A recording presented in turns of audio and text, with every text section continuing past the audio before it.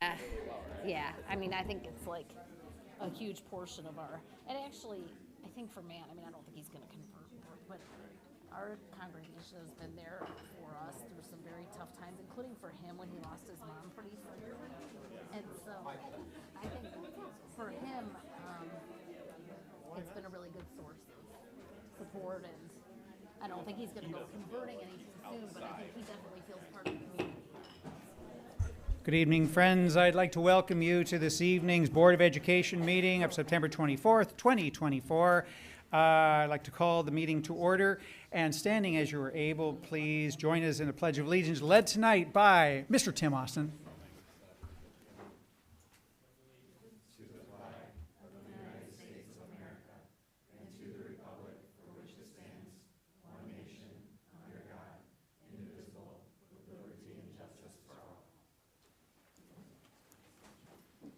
Thank you all very much. I'd like to pass the microphone over to our superintendent. We have a brief recognition, and I suspect there might, if there are, will there be students involved with this? There Yes. are students here. Then yes. there will be a brief photo op as well. We're getting pretty good at that, I think. Okay, we'd like to start with thanking Jerry Abahuro and Len Rizmirski, who are here from American Red Cross, to present an award to Zach Ornelius, the NHS advisor, and our students. So please come up and do so. Thank you. Just make sure the little green light is pressed. Or press the Yeah. button that says push. Push, and then it should turn green. Yep, Thank you. thank you. Being color challenged, that was a challenge to begin with for me. Green, green, and red. Well, we're delighted to be here. I'm pleased to offer a brief introduction to this. I serve on the American Red Cross Board for the last 15 years, and I've been past 5 years chair of the Biomed Committee. The Biomed Committee of Red Cross in the country is the group that runs all the blood drives around. So we're very pleased to specifically recognize the Saline Public Schools and Saline High School, and Jerry in just a minute will be giving out the specifics with the actual award. But just to offer a comment, we as a Red Cross for our country is faced with numerous problems, as you're all aware of, from California fires to hurricanes in Florida, to our own tornado just past May in Kalamazoo and Portage. And we've deployed people all over the place. But as a record goes, this past week we had in the country, we're 20% short on blood drive needs, and that's a real issue. So to be able to honor schools in our multiple county area, there's over 108 schools that are involved. We're pleased to announce that Saline is one of 11 of that whole group who got the awards this year. And if I'm not mistaken, and Jerry can correct me, I believe Saline was number 1. So just to drill it down a bit, we're very pleased. We're honored because it obviously indicates the support that the students, the teachers, the administrators, the parents, the citizens who contributed were all part of this success. So with that note, as the medical folks on our Biomed Committee attest to, 1 pint of blood saves 3 lives. So when you take that number that Saline has done with the other districts, not only in Washtenaw, but Wayne, Macomb, St. Clair, Livingston, it really is profound what our students and our staffs in education have done. We're honored to honor you this evening. So with that, let me introduce Jerry. Jerry? Hi, good evening, board members. It's good to see you again. Yeah, this summer was kind of unique to us. This summer we had a platelet shortage, which was acute. It was strange for us because we collected as much platelets this year as we did last year. The only thing we can attest to is that perhaps doctors were more aggressive in treating cancers this year across the country. As Lenny stated, there could be a hurricane, and there is a hurricane brewing down in the south right now. We don't know how bad or extensive this is going to be, but we have teams that are ready to help out. What I can tell you is that Saline High School and Saline area schools have given us so much over the years. The data we've been able to collect is from 2019, January through this past August. Saline High School has collected 1,166 units of blood for the community. Over 3,300 people in our community have received life extension the receiving of red cells, plasma, and platelets. During the pandemic, it was Saline High School that stepped up for us, one of only 3. They gave us blood drives during that summer whenever we wanted them. Bill Elliott, who retired, was a huge proponent of ours, and Zachary Neely today as well. His team of NHS students have just been amazing, without whom we would have difficulty getting through the pandemic. During the pandemic, I think you've heard something called convalescent plasma. It is a miraculous product, okay, and it's still used because COVID is going to be with us for the rest of our lives in one way or another.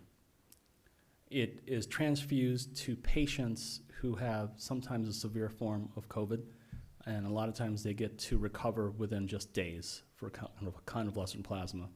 It's funny to me because before the pandemic, we used plasma primarily, and still today, for those who suffer from severe burns. If someone has a severe burn, the house fire, they're given typically a plasma transfusion to lubricate the wound and promote healing. Now it's used also for convalescent plasma. So these products are vital to the community, and honestly, don't know what we would do without Saline area schools. We would really love to go back to Saline Middle School. It's been a little while. We would love to go back there perhaps in the spring, in addition to the Saline High School. So I've got a couple of awards here that are due to Saline and its students, and honestly, if I could, they really deserve a 6-foot plaque for them, okay? But just want to say thank you so much for supporting us at the Red Cross. And here they are. Well, thank you very much. And you're going to introduce our rep? Oh, yeah, the recipient. Come on up. Exactly. Thank you so much. Thank you so much. Those of these belong to you. I just want to say my kids do all the hard work for this. I just oversee them. So these 3 young ladies, could you stand up? If you've donated blood here, if you've donated at Saline, you know that it's a straightforward process. You walk in, they get you checked in, you go straight to get your blood tested, you get all this stuff done. Then after, you get to chat with these like young men and women about their futures, their goals, all these kind of things. That's why people come to donate at Saline High School instead of a library or elsewhere, because when you do it here, you get to talk to these just fantastic humans. They're really great, and they're saving lives in the extra things that they do. They didn't have to do this. This is a thing on top of schoolwork, right? So it's really all them. So good job, ladies. Bravo, bravo. October 25th, next blood drive. We'll do a picture. I just want to say a quick word. As a member of the 10-gallon club and beyond, I've been donating blood since I was 17 in Canada and around the world. This past summer, the son of a very dear friend of mine he got severely scalded in a hot spring near Provo, Utah, and was in the hospital. He just got out of the hospital after 8 weeks. He had 40% burns all over his body. The plasma and other blood products were extraordinarily helpful for him. So you just never can tell. A young, vital person, one day, the next day, absolutely in need of this product and this support. So I want to thank you for your work on this. And we would like to take a little photo op, if that's okay. Sure.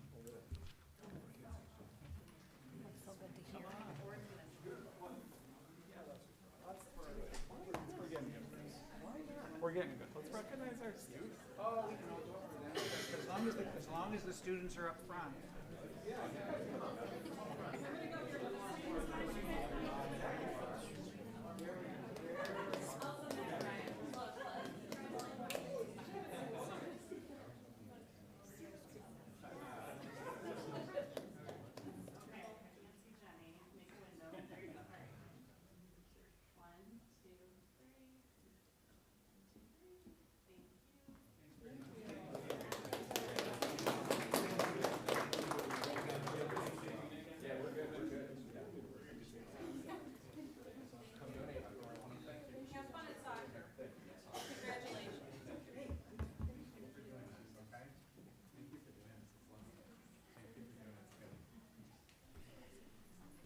At this point, I'd like to open the floor for public comment. A member of the public may address the board briefly for up to 3 minutes or request to be scheduled.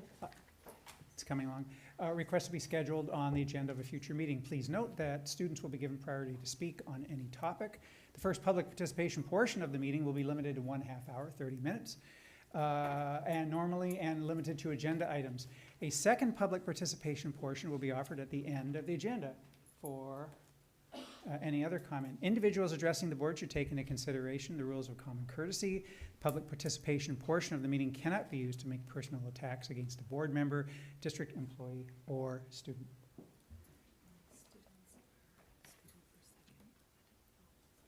They could go now if they wanted to. All right. I'd like to call David Rosenfeld, please.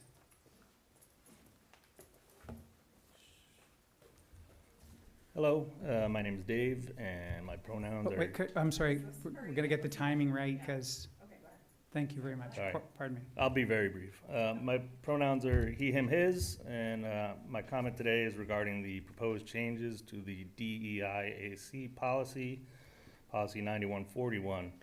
And essentially, my ask of you all is just to not put this to a vote tonight. I became aware of the proposed changes just late last night, and I've read them over, and I do have some issues with them, which I won't get into the details right now, but I did express some issues that I have with it to the policy committee meeting, or the meeting earlier this evening, as did another community member, and it's just, I don't see, I understand that you want to get committee members appointed and you have potential concern with OMA violation, but I think the answer to that is just go ahead and appoint your committee members.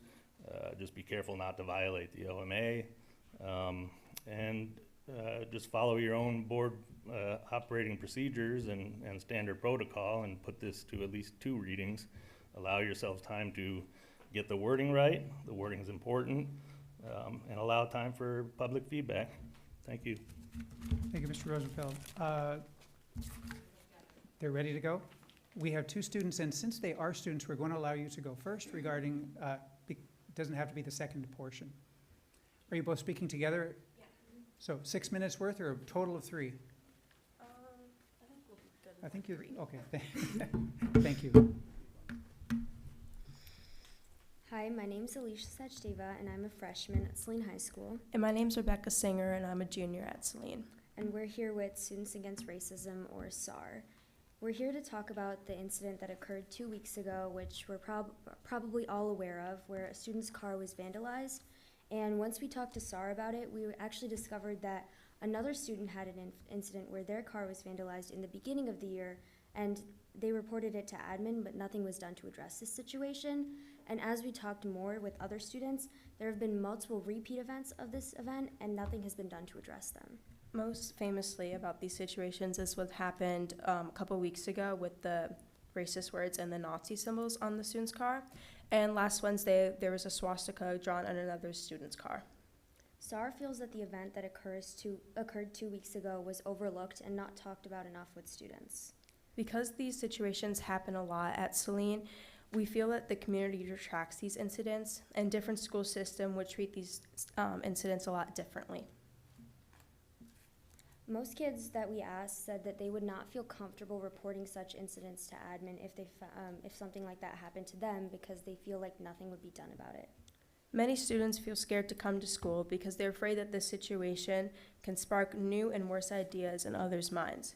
In my personal experience as a Jewish student, I have dealt with many anti-Semitic comments. Knowing that people are drawing swastika on cars is scary and concerning that I could be a target in the future. And many other students that we have talked to that are a part of the groups that the racist comments are towards also feel scared coming to school, feeling that something worse could happen. SAR feels that students should be given more support when they face these situations and should feel comfortable reporting them to admin with the knowledge that something will actually be done to address it. Sometimes as a student, it feels good to know that there's direct support without not having us assume that there is.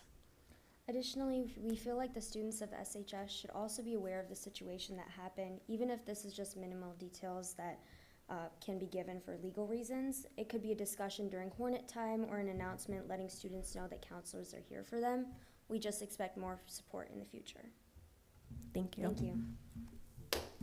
Thank you, Alicia and Rebecca. Thank you very much. I think that's it. That's it. We're getting a nod. Thank you very much. We do have one extended comment period this evening, and I'll let them set up. Will you introduce yourselves, or should I be introducing you? I'll let you introduce yourselves. We'll introduce ourselves. Good evening, my name is Kelly, and I currently serve as one of the WISD Parent Advisory Committee for Special Education reps from Saline, and I'm also the young adult rep to the Saline Special Ed Advisory Committee. And we're doing extended public commentary this evening just to bring general awareness to the special ed millage within the WISD. Hi, I'm Daisy. I am also a member of the Special Education Advisory Committee and a Parent Advisory Committee rep for the district at the ISD. We're going to talk about the... What's happening? I don't know. There's a... Okay. I was like, that's ominous. We're going to talk about the special education millage renewal that's on the ballot this November. It will affect 9 public school districts in Washtenaw County, and we wanted to share about the new renewal proposal. The proposal asks voters to renew an existing 2.3826 mill tax that would cover unreimbursed costs for special education services for 12 years, starting in 2026. The current millage is set to expire in 2025. We are coming to voters now to prevent a lapse in the special education funding. We want to stress that this is just a renewal. It's not a new tax. Every public school in the county would benefit from the renewal. In Michigan, public schools are mandated to provide special ed services from birth through the age 26. And in Washtenaw County, that means that we have more than 6,000 students preschool through age 26, plus nearly 900 children from birth to age 3 that receive special ed services. In Saline area schools, 1 in 6 students receive special education services in Saline. If the millage is not renewed, Saline would be underfunded by $6.2 million and would need to use general operating funds to cover the shortfall. As shared before, special education services must be provided in Michigan from birth through age 26. However, the state and federal governments provide about 37% of the funding needed to cover services provided in Washtenaw County. Our community's existing special education millage generates about 61% of the funding for special education millages. Special education services. A millage renewal would help continue covering approximately 98% of all costs for special education services across Washtenaw County's public school districts. If the millage is not renewed by voters, schools would need to use $57 million of general funds to cover costs of special education services. As a reminder, that millage dollars stay local. These are local dollars that stay with local schools. So who exactly receives special education services? Students are eligible for service under 13 different disability areas that are listed here on this slide. Many people may be aware of some disabilities on this list, but we want to highlight that the list is quite broad and also includes many hidden disabilities. So who would the millage support? Students with learning disabilities, students with speech and language impairment, and students with other disabilities ranging from mild to severe. Because special education services are provided from birth through age 26, we provide a wide range of services for students and their families across the entire developmental continuum to help learners thrive.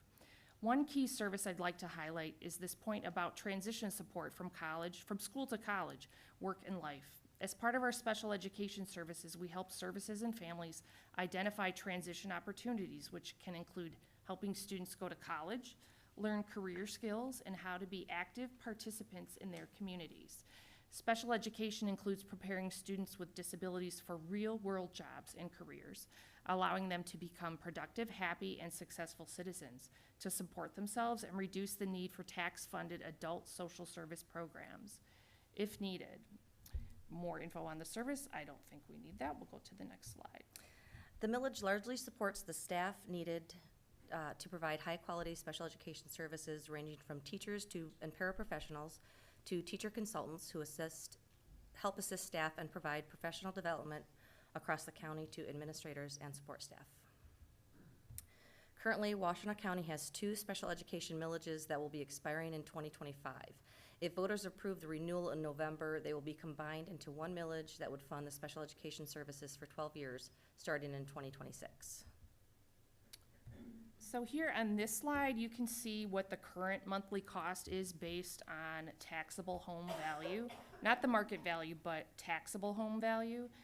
And we can't stress this enough, that because it's a renewal, there's really no change at all in the current tax rate.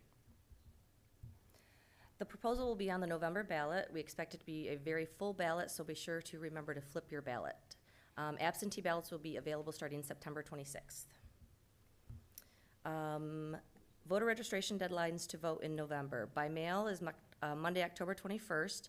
In person is Tuesday, November 5th, and online is Monday, October 21st. So we thank you for your time this evening to build awareness for the millage. And if you need any more information, feel free to visit the ISD webpage. They have a button right on the front page that takes you right to more talking points about the millage. Thank you. Thank you very much, Daisy and Kelly. Thank you.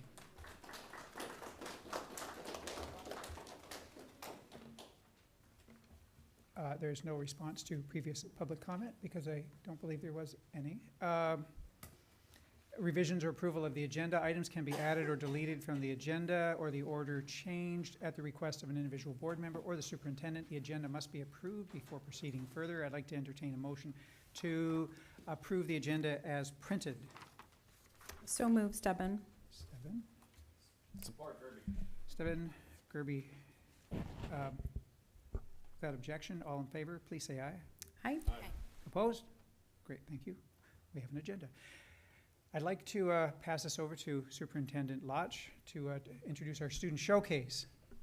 Okay, we're very excited to have with us tonight the Saline Community Fair Student Animal Exhibitors. So come on up when you're ready, and we've got a presentation for us tonight. Thank you. My name is Jake Shibley. Tonight I'm here representing the Saline Junior Livestock Association. Can we just double check, is the light on in front of you? The light is on. Great. You just have the right volume. I'm just right there. I just want to thank, I'd like to start off by thanking the board, the administrators of the district and the staff for their support of our fair throughout the years. It's a great partnership that we have, and thank you for inviting us tonight. I'm just going to pass it off now to our students. I think I'll start with William. He's probably he kind of organized the students for us tonight.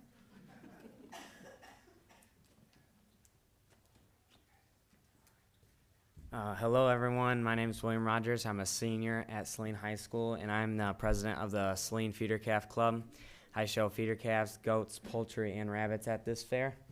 Behind me are many of the other junior livestock members, including Saline students that are all here. We also have members that aren't from the school that are within our radius that show. Basically, what junior livestock is about is that we have different clubs with different animal species, and all these kids join the clubs and they get to raise their own animals and learn responsibility and hard work and how to auction their animal and market it. So all the students are gonna introduce themselves and tell you what they show. My name is Jackson Shibley. I am a junior at Saline High School. I show steers, and I've been showing animals for roughly 7 years. My name is Ashton Drake. I am a junior, and I've been showing pigs and steers for 6 years. My name is Gracie Rogers. I've been showing for 12 years, and I show sheep. My name is Kyle Zahn, and I'm a senior, and I've been showing feeder calves and steers for 9 years. My name's Derek Crone, and I've been showing steers at the Saline Fair. My name's Max Gearbaugh, and I'm a sophomore at Saline High School, and I've been showing animals for the pig club and steer club for 8 years.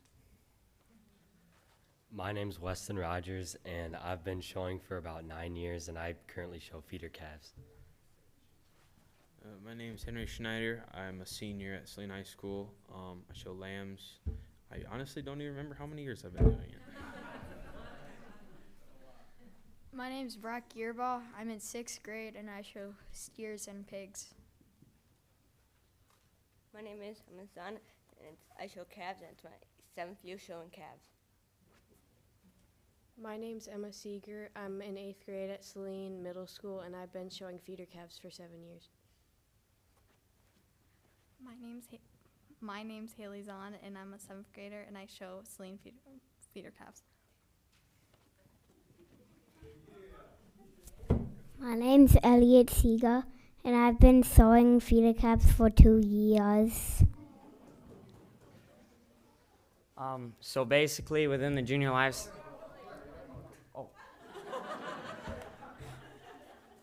I'm Claire Wagner, and I won Junior Homemaker.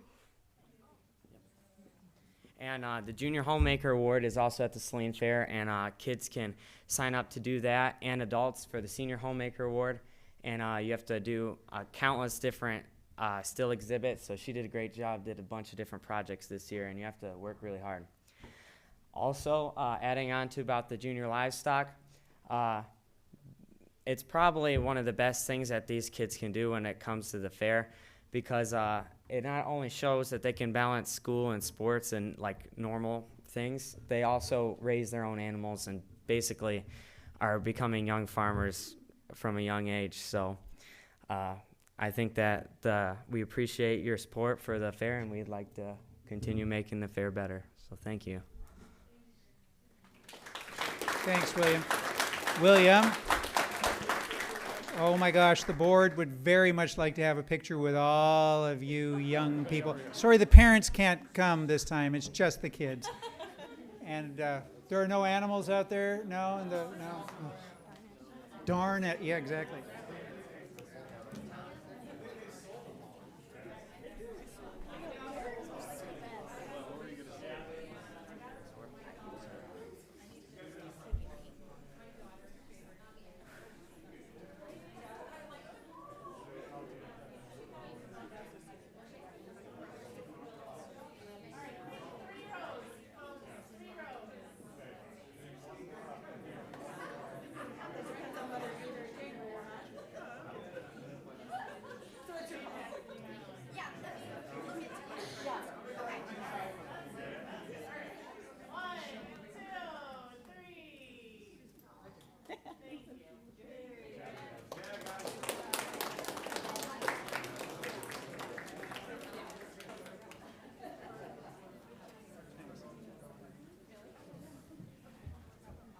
I was at the fair a couple years ago. Scott Graydon asked me to host something, and it was just a wonderful thing to watch the little ones bringing their lambs in, and as the evening progressed, the critters got bigger and bigger, and until we had the 2,500-pound steers, and yeah, that was it was unexpected, having not had a steer as a pet growing up. I would like to introduce, please, Monique Uzlak, and she'll tell you all about her. We have two scheduled reports tonight. One is the enrollment update, and the other is this, the Washtenaw Educational Options Consortium. Is it working? Great. Good evening, board members. I'm Monique Uzlak, the Executive Director of Washtenaw Educational Options Consortium. I'm going to figure out how this works. I want to share a brief update as well as some very cute pictures, though not necessarily quite as cute as the last round of pictures of students from across the county engaged in some of our shared programming that you guys have consistently supported since 2007 with the advent of the Early College Alliance.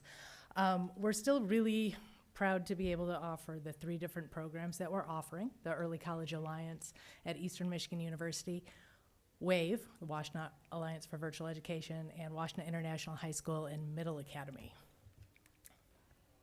Saline enrollment in these programs this year is, ECA has 31 Saline students, 30 of those are resident, 1 school of choice. WAVE has 17, 15 resident, 2 school of choice. Washtenaw International High School has 19 Saline students. all resident students. Got some language here from families and students who want to send their appreciation to all of you for supporting these programs and the opportunities that they've been able to provide within the context of our public school systems. I'll let you read the words of the families yourselves, but what I do want to share is that the Early College Alliance this year has 512 students enrolled. We're off to an amazing start this year. Those students are engaged in classes all across Eastern Michigan University's campus.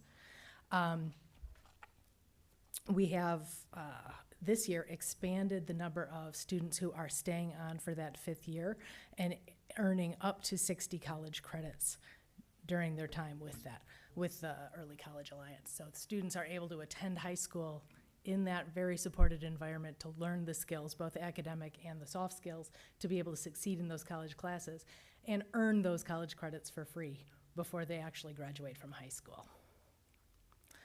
WAVE is near and dear to my heart because up until June of last year, I was the director there. I'd also like to introduce Sarah Giddings, who's the new WAVE director here in the audience. WAVE is unique in that it is our hybrid alternative program in the county. WAVE runs year-round. Students attend both online and in person to a lab environment that looks very much like a college commons with multiple teachers and multiple staff all supporting students really in one big room setting with different pods where students will get either individualized or small group help on different subjects. There's also classes that run, again, somewhat on a college schedule, about once a week or twice a week, where students can actually have a more traditional in-person experience. But all of their, the students who are attending WAVE, there's not a single story. So we say alternative program, but it's alternative in every sense of the word. We have students who are primary breadwinners in their family and need that flexibility to be able to work. We have students who are court involved. We have students who were really looking for an opportunity to pursue some of their outside interests and have the flexibility to be able to do that. So we've had hockey players who wanted the flexibility but online, but also have that in-person support. And we've had students for whom just the large environment of a traditional program was challenging for a variety of reasons, who wanted to come to a smaller supportive environment. And I think some of you were out there a couple of years ago for some visits. Oh, actually, one thing I wanted to share is that WAVE is now offering middle school. The middle school opened last year as the first year of a 3-year innovative grant award with the New Schools Venture Fund. This year it's expanded to 7th and 8th grade. It's a very tiny population. Last year it was just under 20 students. This year it's about 10 students. And WAVE does do intake right up until the first week of October. So there's yet another week of intake for Sarah. Waima High is our International Baccalaureate program in the county. And students there, we have gotten off to a really nice year. Last year was a challenging year across WEOC due to some funding challenges. And part of the changes over at Waima High last year were to shift from an 8-period block schedule to a 7-period schedule. What's been wonderful is that since school started at the end of August, it's really gotten into a nice groove. Staff are very happy. The kids, there's a wonderful energy in the building, and there's a positivity there that was, I will say, a little bit missing last year. So we're actually on an upswing, I would say, over there. One student I've seen fairly regularly is a very, very smiley and very engaging Saline student who says hi to me every time I'm in the building. I wanted to share that some of your students make an impression just when you walk in the building over there. Looking ahead, I wanted to share that the focus areas for this year is really making sure that the WAVE middle school programming continues to be robust and offer kind of the level of support for the middle school students that is needed in an alternative program. The discussions of opening a middle school alternative have been years in the making, and the grant offered us the opportunity to do that beginning last year, but it is still in those early phases of growing and assessing how well it's going. The other piece is that the International Baccalaureate program is under its reauthorization year. So there is a lot of staff paperwork needs as far as that goes. And there's a lot of reporting back to the IB organization itself. So we're in the early phases of that process, but that entire process is due this year. We're also working really closely with Eastern Michigan to look at some partnership growth. Some of our Wayne County partners have actually purchased some seats into the early college program, which is helping actually extend some of that programming here for our local Washtenaw participating districts as well. And keeping some of that stabilization, which is a lot of that budget stabilization work that also continues. One of the, I want to thank Julie Volker, who also volunteered to be part of our special education collaborative process work. We have been working really closely. One of the things that's a bit unique in the collaboration with WEOC is that the special education services for those ancillary staff follow the students from the local district. It requires a lot of coordination and partnership, and it's been since 2017 was the last time we really reviewed deeply and revised those processes. So we have a work group starting up again tomorrow. And so I'm very thankful for the participants and our local special ed directors who are going to be part of that, including Julie. And I'm also in October starting a listen and learn with staff and families to really begin a strategic planning process around what are some of our community goals around these programs, because they are all so unique and offer such different types of programs to the families. Biggest thing I'd really like to say, though, today is thank you for your ongoing support and for reauthorizing the Washtenaw Educational Options Consortium in 2023. If you've got any questions, I'm happy to answer those. Thanks, Monique. Thanks. Are there any questions at the table? We have one from Susan. I have one or two, and Brad he's itching to ask a question. So bear with me. So I know this may vary from each program, but how is the application process? Like call for application? Is it referrals? Yeah, I guess with Great all of question, the programs. and it is a little bit different program by program. So, excuse me, both ECA and Wyma High have enrollment windows where they do information nights for prospective families. There's an application period. They're a little bit different for each program, and I don't know them off the top of my head, but I can get you that information. Sometimes school counselors are referring, sometimes it's word of mouth, sometimes people just see, oh, this is an offering within my district, I'm interested in checking it out. So there's a lot of different paths. At WAVE, it's a little bit different. There's referrals from social service, there's referrals from the courts, there's referrals from the district, there's a lot of word of mouth as well. But WAVE does enrollment pretty much all year, with a big push in the fall and then another period in the winter before the second period. And then monthly, they close it down for October during the month of count, and then in February. And otherwise, there's about 1 or 2 per month orientations during that time. Mm-hmm. I had another question, sure. Which was, you kind of touched on it, but the WAVE program, what kind of additional supports are in place? Because you mentioned some, social support outside of. I'm just curious what kind of support is provided with that. Yeah. So WAVE for a population of about 300 and, well, we're looking more at 380 students for this year, which was 340 was projected. So WAVE, Sarah keeps calling me saying, I think we're the most popular school in town right now. But there are 2 counselors and a social worker, gen ed social worker. There are also 4 teacher consultants providing special education services with a posting soon to go up for a 5th. There's also significant, each student is assigned to an advisor who is really that child's and family's primary point of contact with the program. So if you were a student, you'd be assigned to Sarah as an advisor.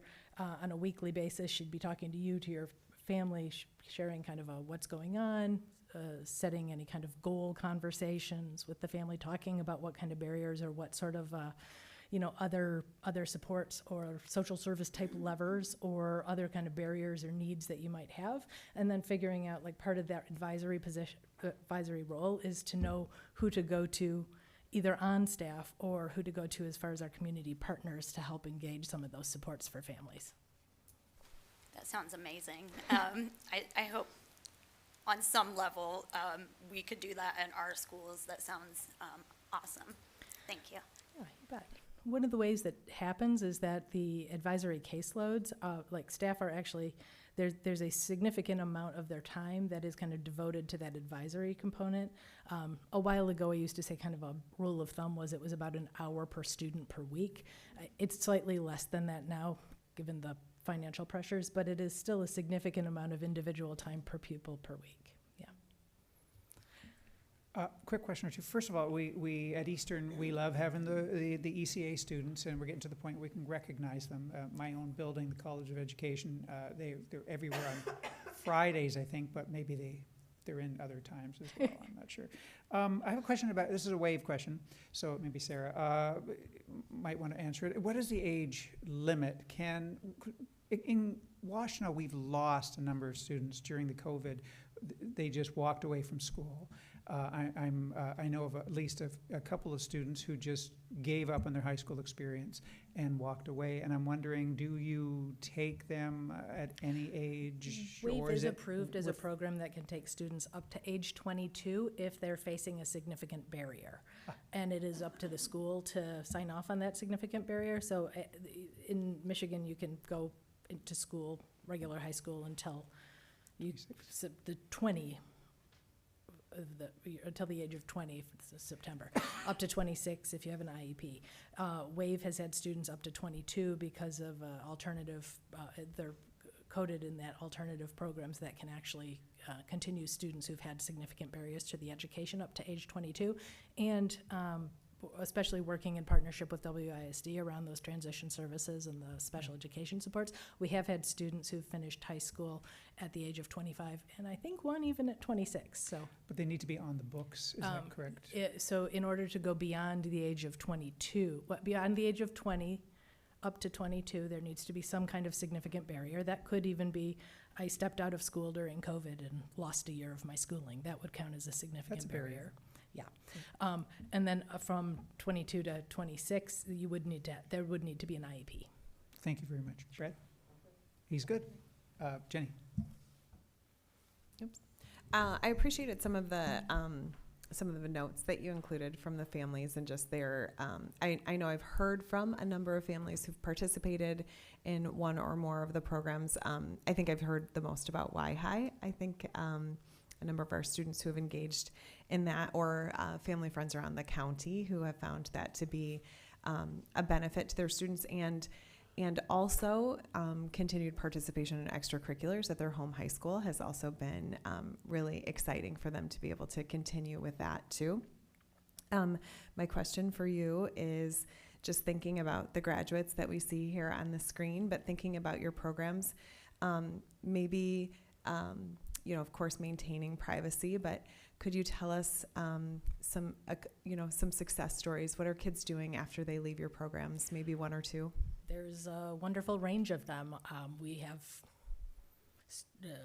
students who have completed university degrees, and one young man has just moved to Vietnam for his work. We have students who are now in nursing, a lot of healthcare interest. I know from some of the students who have gone through WAVE. We've had students who have finished up and said, the college path is not for me, but I am joining my family business, and now I've got kind of this barrier out of the way, I can do that. We've had students go to, especially from Y-High and somewhat from ECA, some of the Ivy Leagues, and done some incredibly amazing things there. I'd be happy to share some stories as well with a follow-up email with some of these comments from families. I think it's exciting to celebrate just that students are finding their path and finding success, and post high school or post secondary or post, I guess, K-12 education, finding the path that leads to their futures. So thank you for supporting them and for being such a positive influence on them as they seek that next step. Well, thank you all for making it an opportunity. Looking around the table, I don't see anything else. So, students? No? Yes? No? Great. Well, Thanks, thank you guys. very much, Monique. And Sarah, thank you so much for coming tonight. I would like to introduce you, for those who haven't met him before, Superintendent Lodge. Oh, what did you call him? Snow Day Steve? That's coming up soon. Yeah, I haven't done that for a while, but I did today. Thank you all. We're going to talk about our latest enrollment report.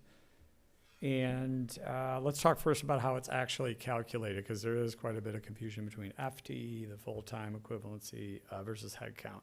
So if you look at the bullet points up here, FTE is how we get funded. So when we apply the per pupil expenditure dollar amount, that's applied to the FTE. And that's where we get the general, the big millions of dollars to support the school district. So that's full-time student would equal 1.0. Less than full-time are counted as a decimal. That's complex and time-consuming because you often see different numbers as Miranda calculates that and helps get all that organized. And then there's the head count, where we count each student as one, no matter if they're a half-time student or any part-time program. It's always higher than the FTE count, and it's easier to gather it this way and look at trends. So you actually see, we're going to look at this report two different ways. We're going to look at it with FTE, and we're going to look at it with head counts close, but you'll see a slight difference. Okay, it's a little bit hard to read from there, but in short, when we look at 23-24, at 4763, that's the blue bar. And then we fast forward to this year, the predicted count at 4704. That's a difference of 59 students. So 59 student loss is what's predicted, whereas Miranda had originally put into the budget a loss of 110 students. So you can see that that will be a positive reflection in a dietary figure. Okay, Ben, can you just forward it? Yeah, there, or back one. Okay, so back to head count for a minute. There are special programs that add into the head count. And those are listed here with alternative high school, young adult, the WEOC programs that we just heard about. Yeah, although the WEOC number is slightly different, as Manic actually has a more updated count, which is a little higher. But anyway, and that's because Miranda keeps continually updating, but Manic is a little further ahead in the latest update. And then Progress Park, ECSE, the Early Childhood Special Education. And then we also include Washtenaw Christian, St. Andrew, as we still service special education students in these programs. However, we're required to do that, but we don't get additional funding for that, just to point that out. When we look at the actual head count here, the predicted 2024-25 at 4592, but then you have to add in all those special programs. So with that said, it's a close number into that 4,700 range. There we go. Okay. So I do want to start, I already spoke about this, but we'll summarize it with the current estimates are showing this loss of 59 students. And yet we budgeted for a loss of 110 students. And that's the budgeted amount is always that change from how many seniors are leaving, because we've had these larger graduating classes that we've talked about with a smaller incoming amount of young fives and kindergarten students. So in between that is where the gain was associated this year. In other words, there were more people coming into the district in those other grade levels that equated a smaller than anticipated loss. And as a result, it's an increase of 51 students to the budget. And at 9608, which is the current per pupil foundation rate, that increase will be approximately $490,000 in state aid revenue from the June budget. So that's a good thing because we will reflect that moving forward. And that we would do that after count day. I mean, again, this is a prediction, but Miranda's pretty accurate with this. So it's going to be in that neighborhood. This is something from our previous presentation, but I did just want to I wanted to reiterate this point that we still are looking at this declining birth rate throughout our nation. So that's one of the factors we talk about when we see enrollment that is declining. Okay, Ben, give me a fast forward. Okay. And again, these are repeats from previous presentations, but I do want to point them out again. So the Washtenaw County birth rate over 20 years is catching up with us and many other local districts who have also lost enrollment. There's also, it's clear that families have more choices than ever before as where they're sending students, and whether that's virtual school, charter academies, private schools, home schools, technical colleges. We know that there are more options than ever. In addition, we talk about affordability. With high mortgage rates, it's harder to afford homes in Saline and a lot of the surrounding areas in Washtenaw County. So what have we done to right-size the budget? Because last year I kept talking about how we were reducing 7 FTE to our budget to right-size primarily the population loss or student population loss at the middle and high school levels. And we did do that. However, we've added some things back, so I wanted to go through that. So at the top, we wrote our consistent goal, which is this driving question of where are the opportunities to change the structure of our district to still maintain or exceed the outstanding student supports that we currently provide. And we feel like we did this past year. In other words, we went through a reduction process, but there is very minimal, if any, impact on student programming. And that's what we're trying to preserve.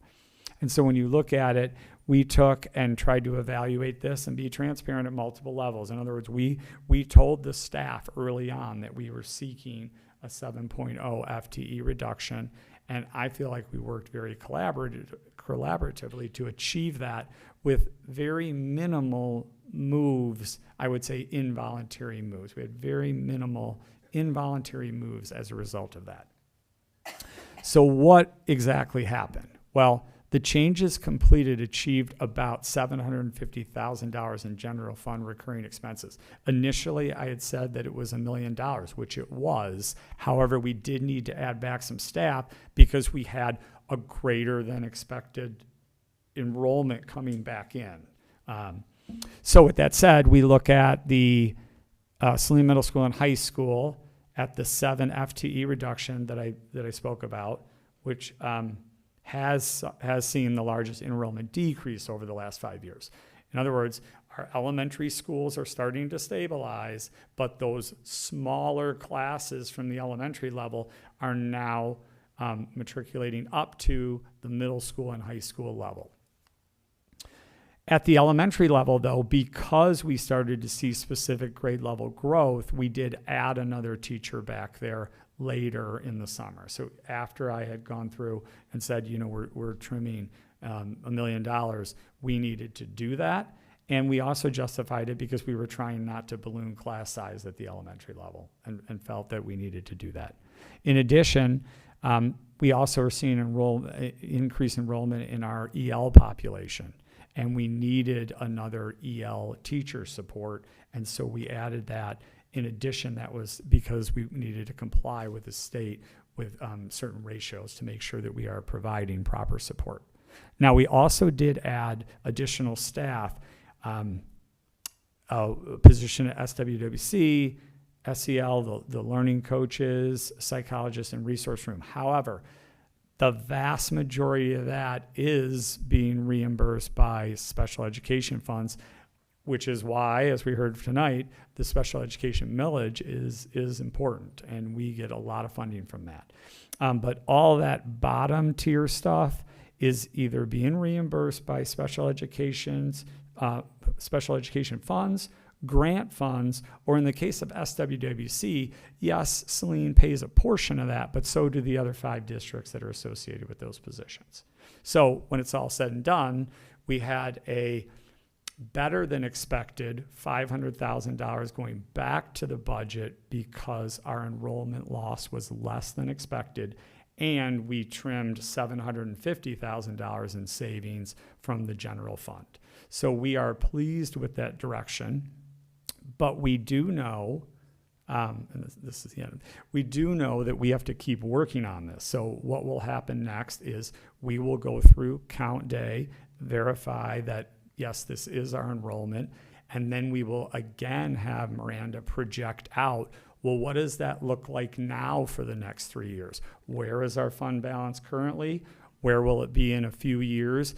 And then we have to adjust the projected loss column, because eventually the goal is to stabilize where we don't have a loss, that we just stay flat or start growing again.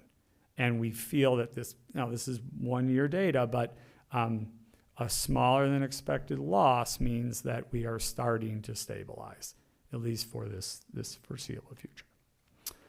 With that said, what questions do you all have? Thanks for the report on our right sizing of the district. We always knew we were heading in that right direction. So is there anybody at the table? Brad, Tim? And that's it so far.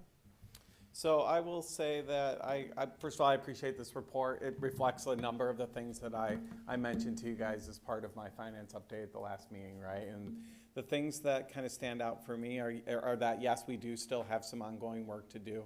But we're on this continuously as a finance team, right? So, there are 2 things that we will never stop looking at, and those 2 things are per pupil foundation allowance and what is our student FTEs, right? Because that determines the primary funding source for our, the revenue for our school district. And so I appreciate the people on the team. I want to reiterate what Steve said earlier about the partnership that we have developed with our unions, with our individuals who had challenging things where we had to make challenging decisions and all of that. That really was a collaborative process, and I'm proud of the way we've gone through that. I can also assure the 7 of us in the community that we will stay on top of this, and we will keep this a continual focus of our finance team, our finance meetings. Enrollment is something we will talk about and will talk about on a regular basis. And I guess I would say, if I was highlighting a couple of things, otherwise I would say I'm encouraged, as Steve is, about the increase of 303, right, at the over 284 at the kindergarten level. That's positive for stabilization, but we are still seeing 398 out and 303 in. So we're going to have some continuous work to do in that regard. But the people coming back to us or moving in cohort to cohort is a positive trend that I want to recognize as well, right? That we saw increases in areas where I think I could be bold and say we didn't necessarily know if we would see increases in those. We thought we'd just be stable. So thank you to the team. Thank you to Dr. Lotz for this report, and I'm cautiously optimistic as the finance chair is the words I would use. I kind of want to echo a little bit about what Brad said. The numbers are definitely encouraging, going in the right direction, obviously, right now. A couple things.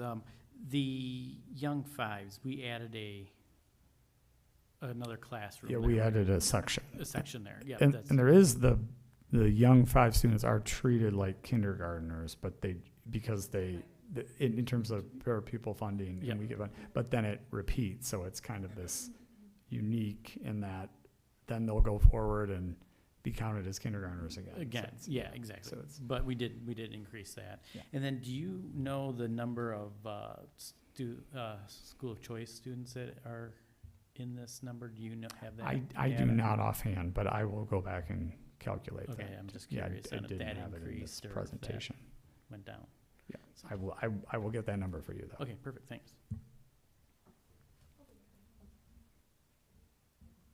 I just wanted to highlight, with the staffing changes and the slides still up, I just wanted to give you an opportunity to say, to reiterate or to say again, that this was done through attrition. We didn't have any layoffs or any sort of thing. So I know transfers are never easy, but everyone was able to maintain employment that did not separate otherwise from the district. Right, that's right. And there really were, when it was all said and done, there was one involuntary transfer, I believe, as we tried to return people to their position that they were transferred to in the summer if we were able to.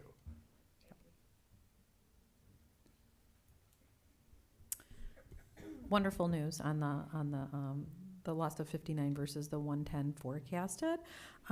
Just wanted to do a temperature check on anything with regarding class sizes and how that affects things this year, if we have more students than we thought.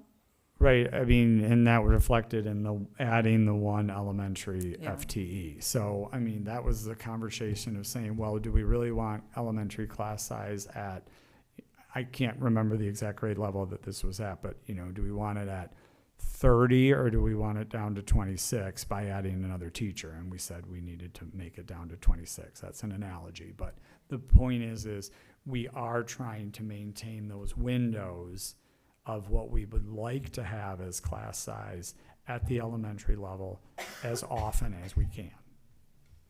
Thank you for always being cognizant of that and aware. It's a big one on parents' minds. I know I'm asked about sometimes. Thanks.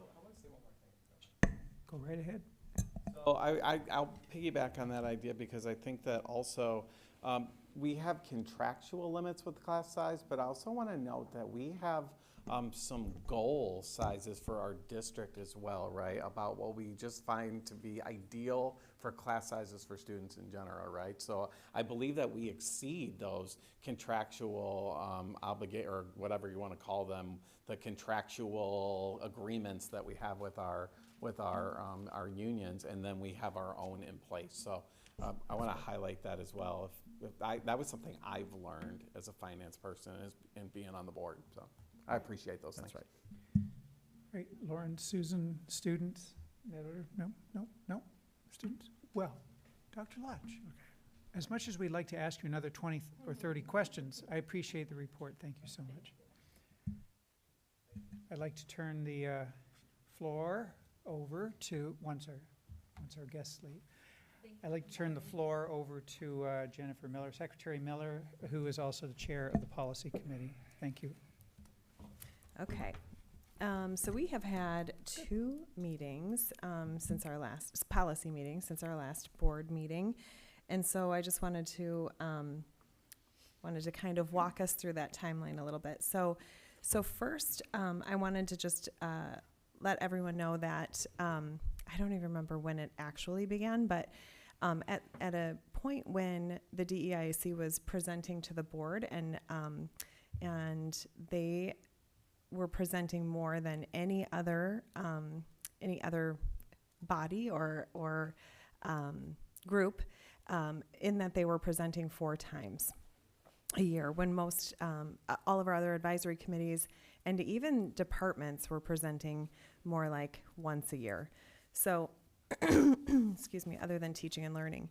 So that prompted a little bit of, I think, some deep dive by President McVeigh. So he started to kind of look more closely at the policy and think about that particular item, but then since looking at that item, started to look at a little bit more. And then we had some conversations. I know he had some conversations with others on the DEIAC. And so he then proposed a series of revisions. And I believe it was in June or July, the policy committee reviewed those, considered those revisions, and at that point gave President McVeigh some feedback around those proposed revisions, and he decided to remove his request or proposal for revisions and went back and made some revisions to his revisions, proposed revisions, and resubmitted them.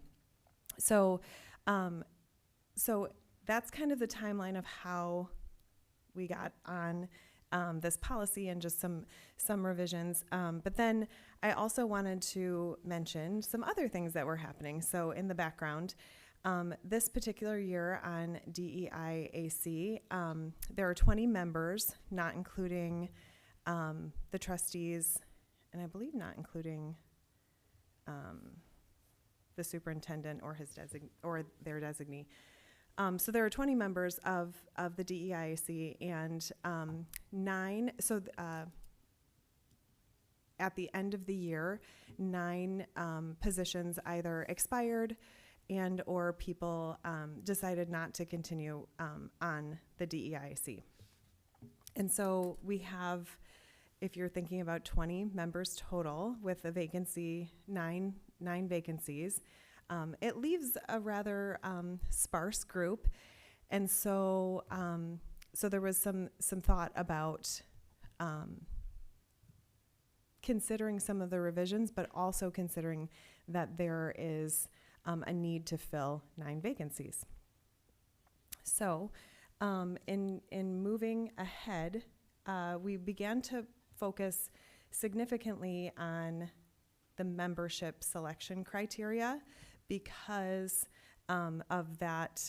because of those vacancies, and wanting to move forward with that one particular revision in an attempt to prioritize the work of the DEIAC. And as you noted tonight, we had 2 students who spoke to us about some occurrences at our high school, and so having the DEIAC active and doing their work so that they can respond and support the work of the district is important. So one of the revisions that came to us was regarding the appointment or selection of new members of the DEIC. And there was some concern because the current process outlined in the policy leaves a little bit to interpretation. And so the practice, I think, with all good intentions,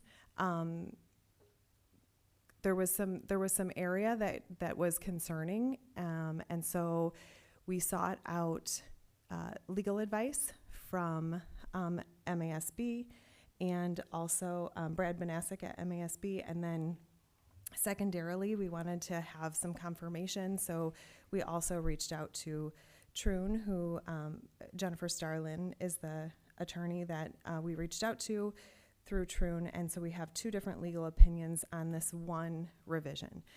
So I wanted to just to take you through then the how those reports came to be. So I had a phone conversation with Brad Banasic, so I have some notes. And when I was talking with Brad, he first, before even our phone conversation, he went through the policy, but then he also went into our policy catalog and looked at other advisory committees, namely the Wellness Committee and the Sex Ed Advisory Board, to see how the policies read for appointment or seating of new members on those 2 committees. And so he looked at the 3 policies and noted that there were differences, but the most significant differences were in the DEIAC, and so he had some recommendations. So he went back and forth, and he said that there was some gray area, but when he, at the end of our conversation, noted that although the trustees were participating with the co-chairs to reach consensus, which he thought was appropriate, he said that if there was dissent on the part of the trustees, that could be seen as a vote to exclude or a decision to exclude. And so he said, if everyone is in agreement, there might not be cause for alarm, but if there was some concern or dissension noted from the trustees, it could be seen as a vote, and we can't have that vote. So he had some concerns there, and his recommendation was to model the selection process after the Sex Ed Advisory or the Wellness Committee. So we had that bit of information, but because Brad, I know that Trustee Eastep also reached out to Brad, and he did kind of go back and forth except on that one piece of dissension. So then we reached out to Troon, and so I'll read just a bit about what Troon came back to us with. So while Could we board just members, I'm sorry, did the policy committee reach out to Troon or did Dr. Lodge? so Just to I be reached clear. out to you to see if we could contact, so to see Oh. about, to get your feedback on contacting Jennifer Starlin at Troon, and Steve was making that contact already, so he reached out. All right, thanks for Yep. clarifying that part. So via email. So the first was a conversation that I had. The second was an email that Steve sent. So this is from Jennifer Starlin and also her partner, Kelly Bauman. So while board members at a regular board meeting, subject to the OMA, may engage in consensus decision-making to appoint community members to a committee, board members at a committee meeting made up of less than a quorum may only engage in decision-making if the committee complies with OMA. The OMA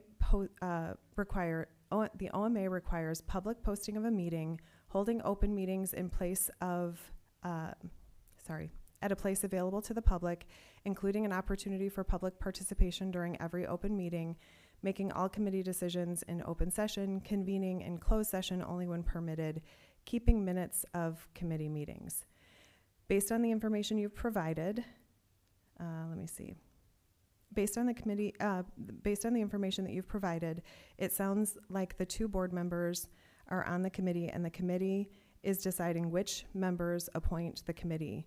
If that's the case, the committee consists of less than a quorum, which is less than 4, but is empowered with governmental authority to decide who will be on the committee.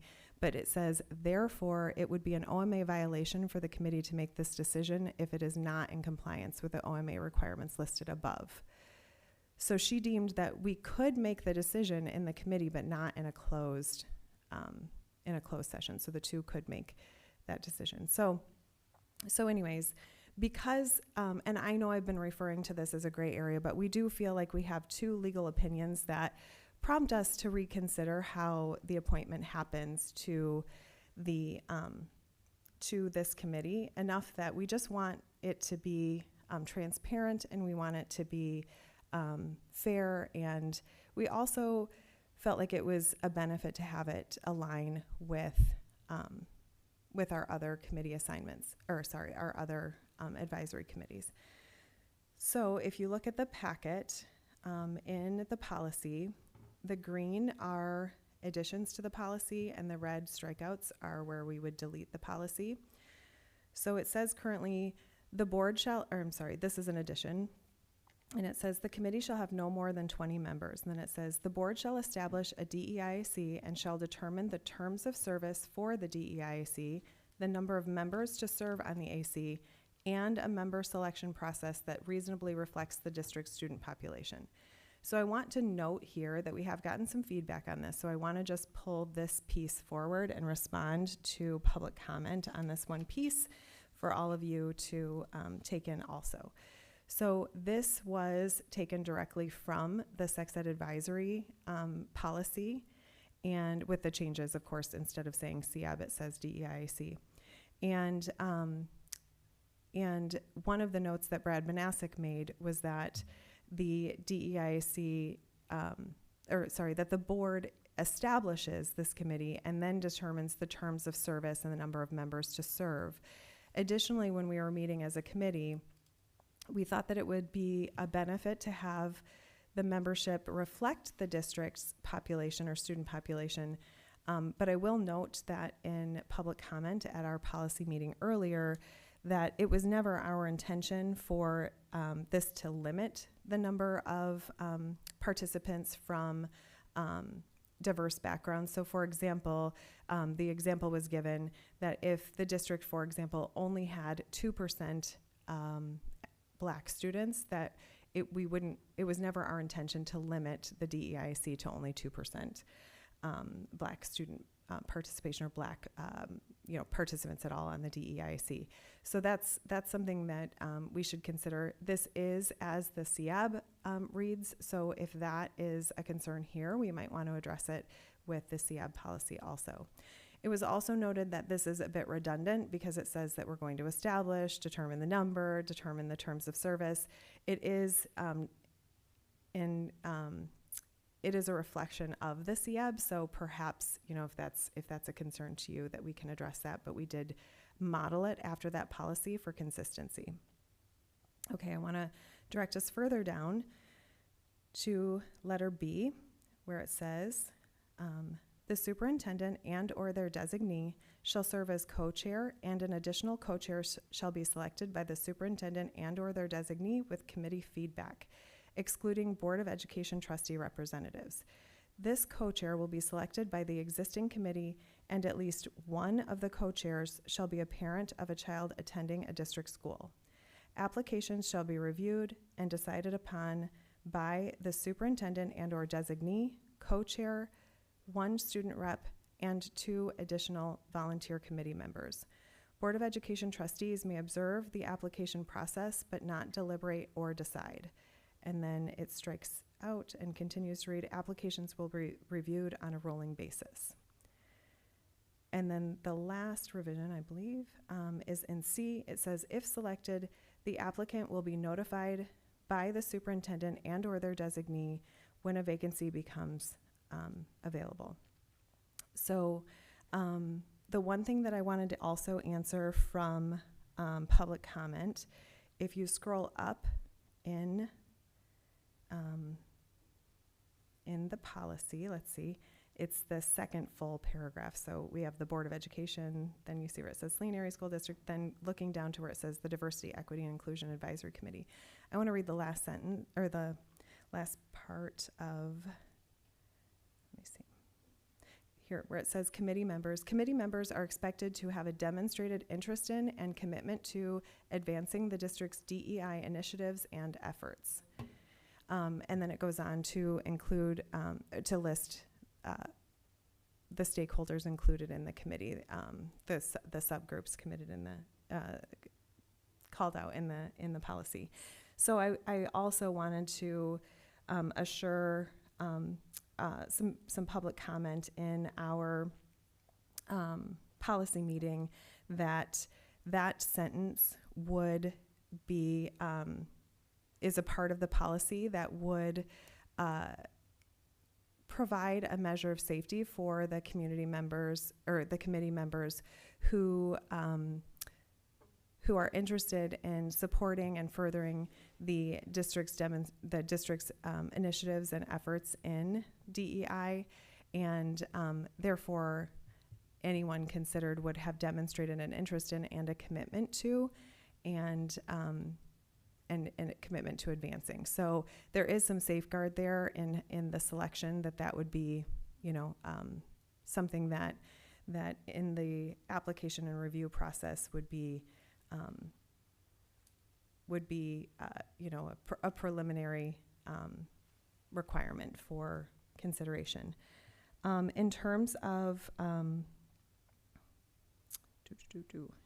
some other, I guess the only other thing too is that someone said parent. We said parent in the district, and I know that was something that we inadvertently used the term parent, and we would strike that to be in alignment with all of our other policies, so that it would read something like caregiver and or I'm trying to think of what it was consistently, caregiver and or parent. What'd you say? Parent slash caregiver is what it is in other policies. So we could Hey, Jenny. do that. I just wanted to add, in the sex ed policy, it does say only parent, so just to flag that. Yeah. So that could be why we said Which parent. is where it came so from. we might need to amend both of those. And then lastly, I just wanted to say publicly that it is not my intent to rush this policy. I do have a sense of urgency in that, just as I said earlier, we have had, some community and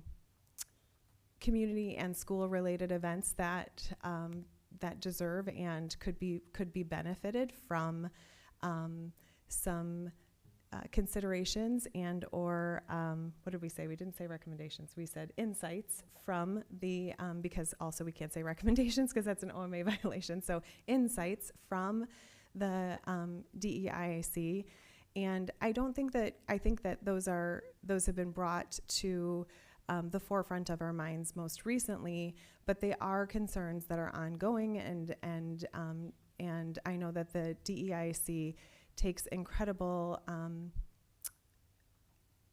intentionality to the work that they do, and so I have been feeling torn on the selection process, especially in light of the attorney conversations and email. In that, on one hand, I would like to see the DEIC have appointments sooner rather than later so that they can get on with their committee work and the work that benefits our district. And also, I know that it's important for us to have community feedback and to have multiple readings. And so, as you can see, I am feeling both sides of that coin right now. And it was never my intent to take that second reading away from anyone, but I just wanted everyone to know that at any point, a trustee could call for a motion. So I'm not planning on doing that unless it seems that we are all in consensus. Earlier this week, it came to mind that this is really to make sure that we are in compliance with the law so that we don't have, any issues or recourse moving forward. So that could be different than, considering other kinds of revisions. So that is what I have to say about that. And I would like to invite the other members of the policy team and or Steve, who also participates in our meetings, if they have anything to add, and then we'll open it up to the rest of the board for questions.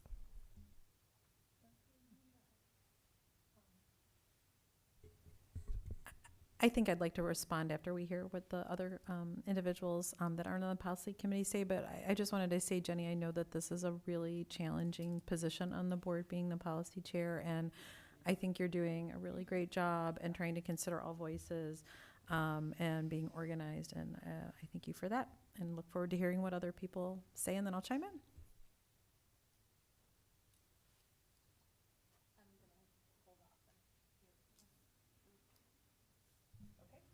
So, Michael, do you want to facilitate the conversation then? I'm happy to. I do have some clarifying questions, but Okay. I saw Susan beat me to it. Okay.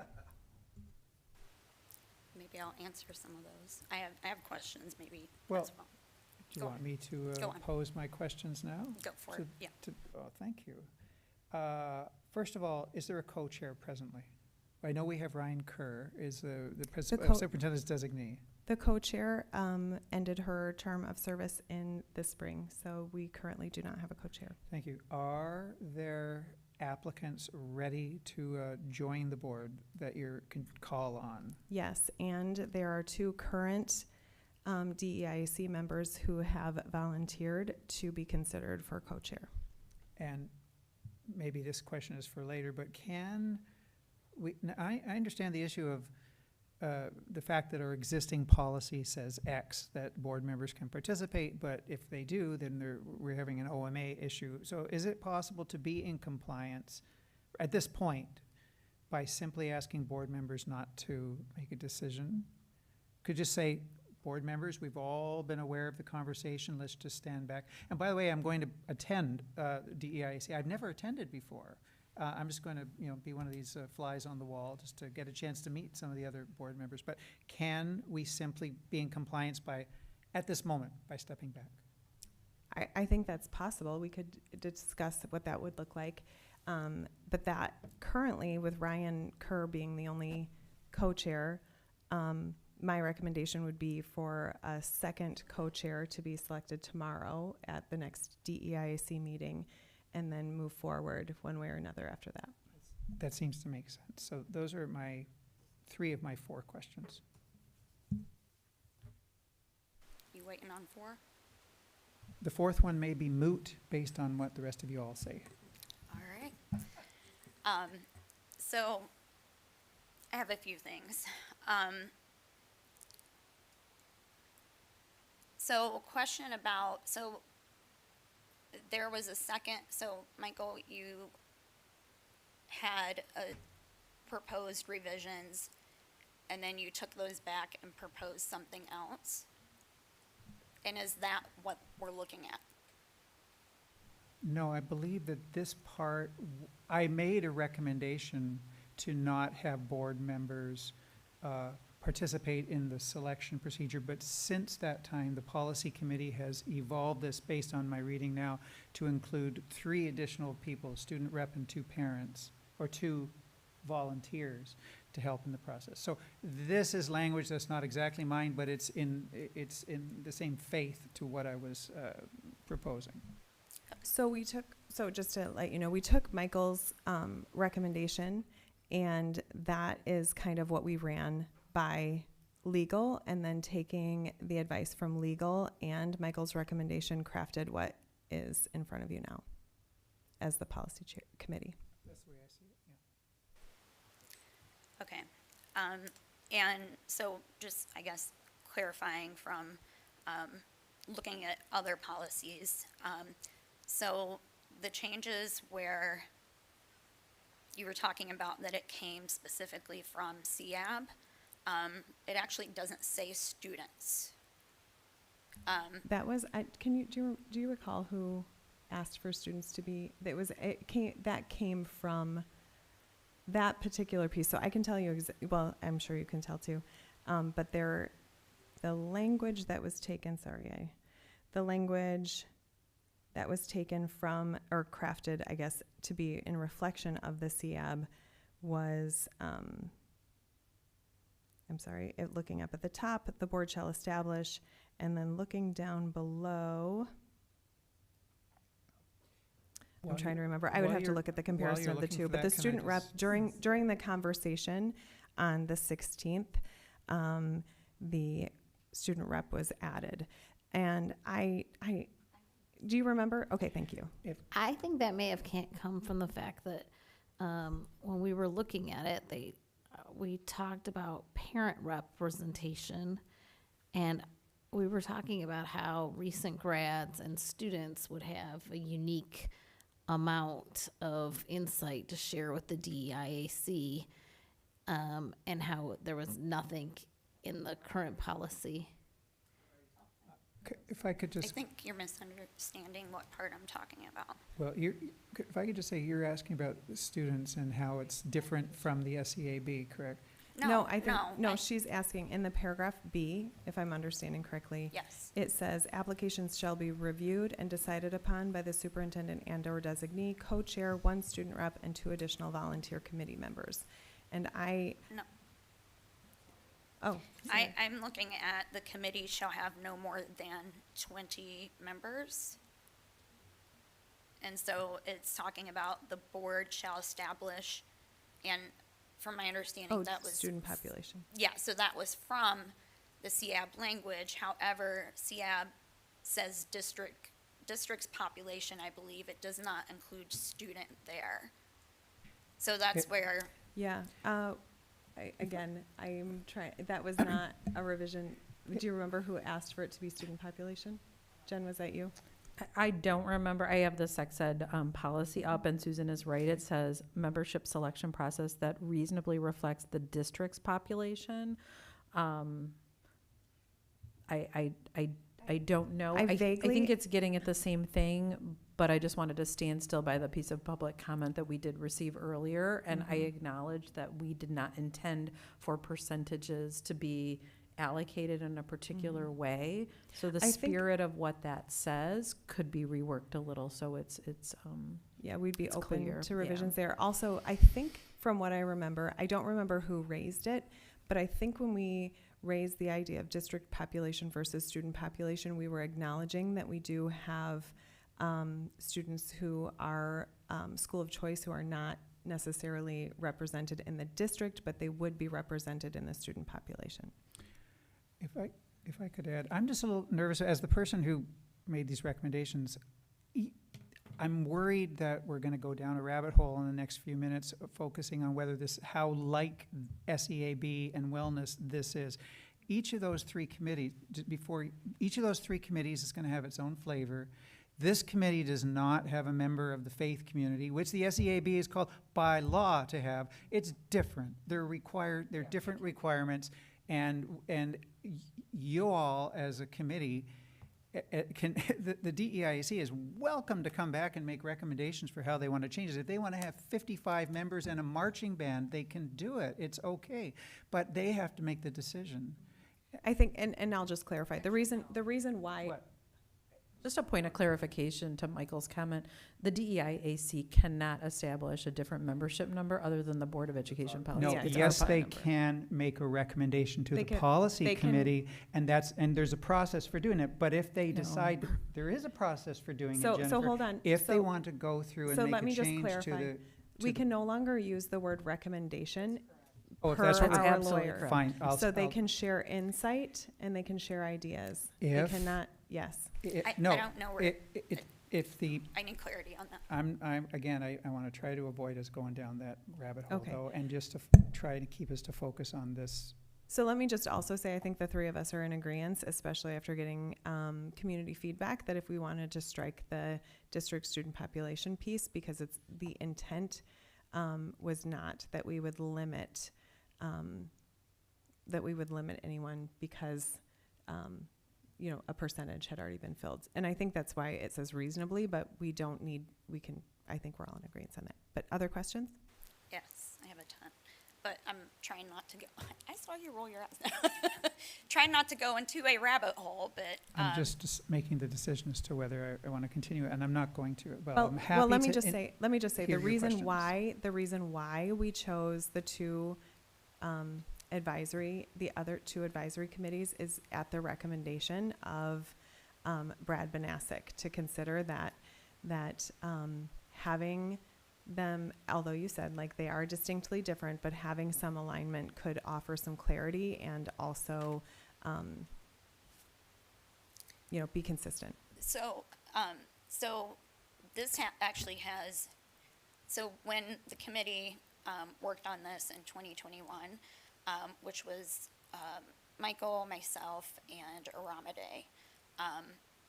So we actually did look at those.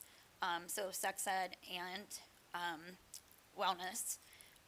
Again, sex ed, well, both of these are required by law to have. When this came up, the sex ed actually isn't prescriptive at all. And so that's why it is more prescriptive, because even with our sex ed right now, because it says here, the board shall establish a DEIAC and shall determine the numbers, although that's already within the policy. So it's unclear, like with sex ed, it doesn't have, it does have the makeup of the committee, but it doesn't have like the number or the application process or, so we already made it sort of prescriptive, and now it's like super prescriptive, but with this, component that the board shall establish that, so I'm confused. Are we saying the board shall establish the terms of services and all of that, even though it's within the policy now? Or is that the board is approving that through the policy, or I'm confused. Is it an annual thing? I'm totally confused about that. If I may, and I don't want to not reply to Susan's comment, but I didn't know if you wanted to reply to it, but I just wanted to pull us up a little strategically. So at a 50,000 foot level, this conversation is because of legal advice. So we can think about the exact content of student population, district population, et cetera. The most important thing to me personally is that we have received legal advice, which is prompting changes here. And so I just thought if we could pull ourselves up there and see if we're kind of aligned on the necessity to change the board involvement in the application process, that would be helpful to me. And then we can, talk about the language, but I think first we have to get agreement that like we have two legal opinions that I think we need to react to. Which, that wasn't consulted initially, right? So did this go back to legal? And I'd like the legal information if that's something you all can send. Did this, So I think what I'm hearing is Jennifer Sterlin said that we need to extract decision-making, and Jenny has the exact language, from this process. So this was an attempt to create something to pull the board trustees out of the minutia of that process to safeguard us with regards to OMA. So no, this didn't, just to answer your question, this didn't go to legal. This was prompted after two legal opinions. And this is like a first reading of the draft. I would like to I guess, go back with some history here. So I believe this started back in maybe June, that Brad Banasek was going to be contacted about the question of how we are doing it now or have been, because we're not appointing, and that language is still in there, says appointing, which I thought that was the question. Since the board members, I think Jenny's been on since we started this process of choosing members. And with that, it's been co-chairs, two board members. Again, Ramade was on. Well, now it's two. Yeah. All right, could you just clarify? You're talking about how we have chosen committee members in the past. Yes. Okay. Because that's what we're talking. Yeah, no, about, right? So you're talking about who was involved in choosing committee members in the past. Because then you said something about appointment, and then back there you said both are required by law. I'm just trying to clarify where you're at with this. So I'm not talking about law. So right now you're describing the process in the past of choosing committee members, which we have been advised by law to change the process, right? Well, the process isn't listed in here. No, I And understand. it still says the word appoint. So it still says that the board reps and the superintendent or designee appoint. That never came out of this draft, which I thought was the question at hand. But with that question, the process has been, and I actually, because we weren't getting answers to move forward with choosing, or with the process of getting more committee members, I went ahead and contacted Brad as well, because I wasn't sure Brad with MASB, because I wasn't sure, yes or no, can we move forward? And so he had shared the way I described it, which, we're all at the table, we're discussing these applications. The applicants, at the end of the day, it's the superintendent or appointee, I think it's been the superintendent, where from that discussion, which again, bringing up, just really discussing that, this is a good applicant and whatever, that was in the hands of the chair and the superintendent.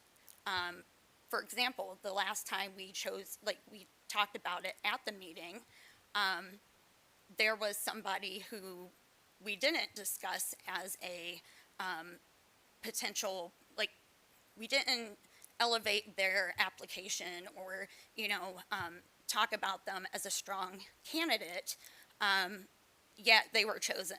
And that was fine. I mean, me and Jenny didn't say anything like, no, you can't do that, right? Because that's in their hands. So when I talked to Brad about that, he said as long as the administrator is actually making the appointment, which the administrator contacts all of those people, hopefully does some onboarding, and then that's how that works. And so I think the question being appoint, that, you know, the board members are appointing, that's not factual. We haven't did that. So I thought that was kind of the question. Do we need to remove that? And after I talked to Brad, I brought that back because, you know, we want to get members because we lost a lot, unfortunately. And so, especially during this time, we need members and need to move the work forward. So I thought we were good to move forward. I talked to President McVeigh, and then I was told we're not moving forward. And I'm not sure if that was President McVeigh making that decision. I don't know how the fact that this didn't come to the board till now, how this has been held up for months, unless it was President McVeigh or Superintendent Lodge. I'm unsure, but I don't think it's okay for a committee to hold up the work, I'd like to get policy in line committee. to You say should something. actually, Sure. why don't you ask me, Susan? Ask you what? You said you weren't sure if I was the one holding things up. Why don't you ask Because me? I talked to you and you said we can move forward.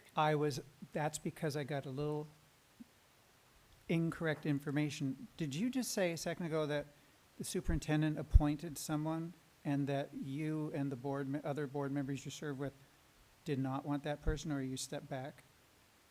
Did you just say that? Oh, okay, fine. I was Yes. under the impression that you all could move ahead as long as the board members were not participating in the selection. And in the interim, you received some additional legal support.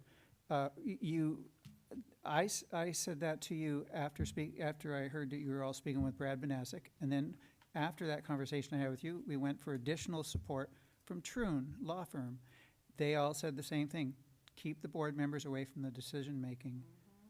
That's But what they how don't I make the understand it. decision. So can I clarify, because I did ask Brad Banasic, who is legal at MASB, and I presented him with a specific scenario. So hypothetically, I said, say the superintendent or their designee puts forth an application and the Board of Education trustees find that application, that person does not have a demonstrated interest in and commitment to advancing the district's DEI initiative and efforts.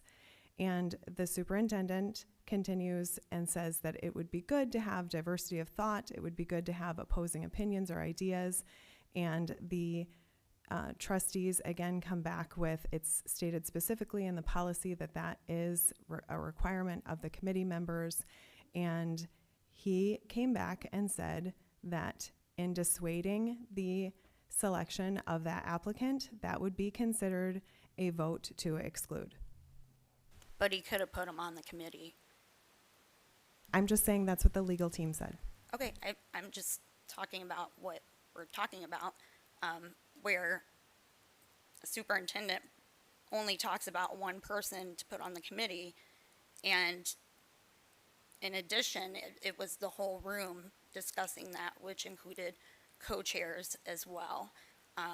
So, I mean, at the end of the day, kind of like last time, they could be put, they could make that decision. So that's true, and I did, and that's why I posed the scenario So I'm not going to continue to argue. That was just the scenario, and I'm just recanting thank you for what happened. clarifying. I appreciate. Can I clarify? So I don't recall this. There was a person that everybody did not want that I appointed to the committee. I don't recall that. And it feels like that's what you're saying. No, it wasn't someone that we discussed at length. Everybody else, was on, but yeah, that person wasn't. There was a list generated at that meeting, and this person was not on that list, but it wasn't someone that had been disqualified. And so when there continued to be a vacancy, that application was raised without a second meeting.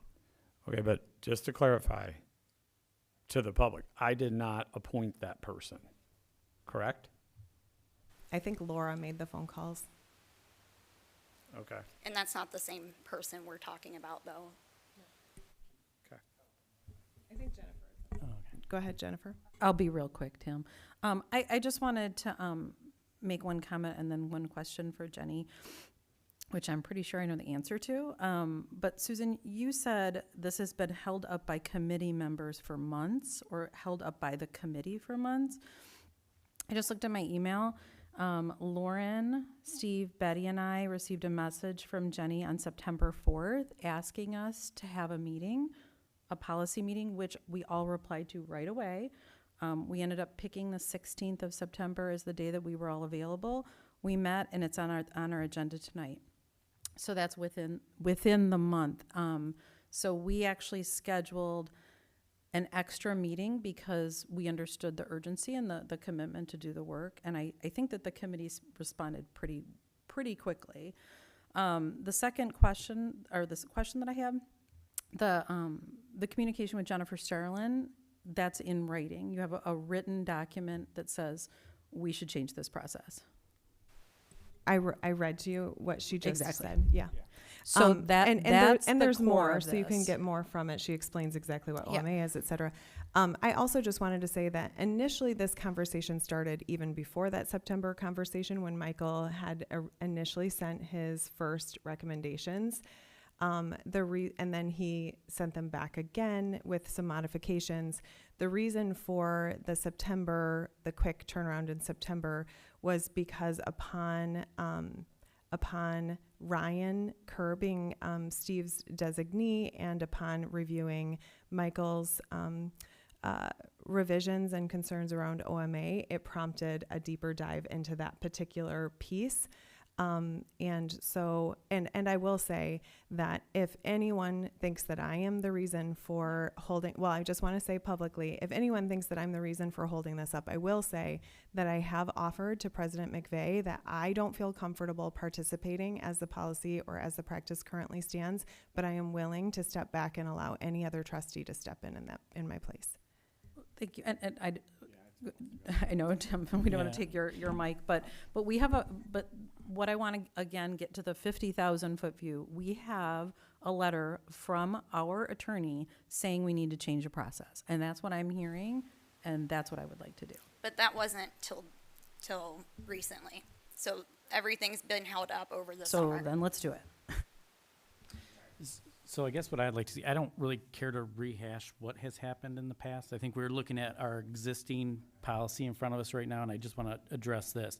So I think it is important that we do have 2 readings. I would like to see 2 readings, and I don't see how, what I'm reading here is the committee shall have no more than 20 members. So they can still function tomorrow and continue on doing the work that they're doing. So I'm just going to say, yes, they can continue to meet tomorrow. They can select a second co-chair. They can, however, within that committee, there are at least, I don't know, the audience can correct me or Susan, at least 5 subcommittees that do active work, and it's a heavy lift. And so to have limited number of committee members does slow the work. But it can continue. So yes, you are correct. This is what I guess happens then, because I think it's important that we have the 2 readings, and obviously there's a lot of people and board members with comments and maybe wanting clarification on things.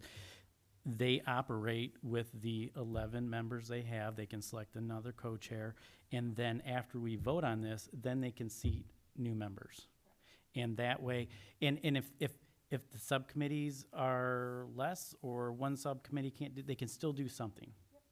So that's, I suggest that we let Ryan Kerr know that he doesn't seat anybody else until we vote on this, and we can vote on that in 2 weeks. But, so currently the committee's existing and per policy, who's holding this up? That's just what, who is saying Nobody's that? Nobody's Nobody's holding this up. We're We're trying to talking about it now. expedite this and have a conversation, and I wanna acknowledge what Tim said, because, you know, it sounds like we have a few things to continue to talk about. So I also like the operating procedure for the 2 readings. But my concern is we have a legal document that says we need to change the process. So until we all agree, whether it's one reading with a motion, 2 readings with board operating procedure, the point is we have a legal ruling that we should act upon, and the committee members should not go through the current selection process as it stands, because we have legal advice to change that process. I'd like to say then, since we're in a first reading situation, whether we have a second or not, there is a line that absolutely needs to be changed based on all this discussion that somehow got missed. And I believe Susan even mentioned it. Thank you very much for pointing that out. The Board of Education DEI committee members should be struck. The superintendent designee will appoint, along with the coach. You have to change the language. In fact, I think in looking at the policy again, thank you for bringing that up. I think that the B, what's green in B, is the piece that contradicts that top statement. So perhaps, I'm just looking at this, that perhaps a vacancy where that is should just be moved, that a vacancy and then proceeding to the end of that paragraph could be moved to where it says applications will be reviewed on a rolling basis attached to B. I'm sorry, can I just Go ahead. I didn't read that. The sentence in blue says the Board of Education DEI committee members and superintendent or designee will appoint new members to the committee when there is a vacancy. I guess I didn't read that as meaning a Board of Education trustee. I thought it was just naming the committee. So that's why I didn't see it as being a problem, because I thought it was saying the committee members, not necessarily a trustee. I mean, I think we should clarify it if there's any question, but I think that's how it got quote unquote missed, is that my reading of that is that it was the committee members, meaning Yes, the that's committee. what I read. And I read so what I don't Lauren think read it's too. that we just didn't see that. I think the way that I read that was not that it was the Board of Education trustee, but the committee members themselves, and that the reason it said the Board of Education was because it's a committee created by the Board of Education, but not. And so I think you could easily just get rid of the word Board of Education and just say DEI committee members, as, you know, I think you would guys should make it. wordsmith that in the policy Yeah, committee. that's But fine. Isn't English wonderful? Sorry for interrupting you. Thank you for catching that. There are exactly two ways to read that sentence, and you found both of them. And then, just since I'm speaking, I guess I'd like to clarify from Trustee Eastup or others, I have 2 points of clarification. So is it important to anyone that a board trustee have involvement in the selection of committee members? Because I feel like we're in the weeds of deciding whether or not that is legal or not. But if we step back, is the real issue and the heat about this that anyone feels that that a trustee should specifically have involvement in the committee? Well, and let me just clarify, I mean, the initial conversation, let me just tell you, the initial conversation with Brad Banasic would be that these appointments are made publicly. That was his first recommendation, that these appointments, that the whole process is done publicly in an open meeting. When I explained to him that there had been some concern and some calls for safety around the meeting, the reason why the meeting is closed is because of potential harm or threats that have been made, via social media or otherwise.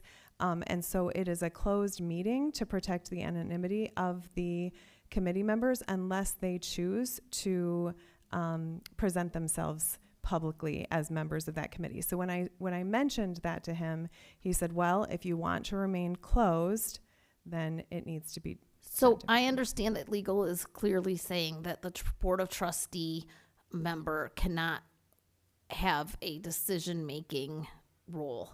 What I think don't. Trustee Eastup is suggesting is that without a decision-making role, they should still be allowed, or have been traditionally still involved in the conversation in some capacity.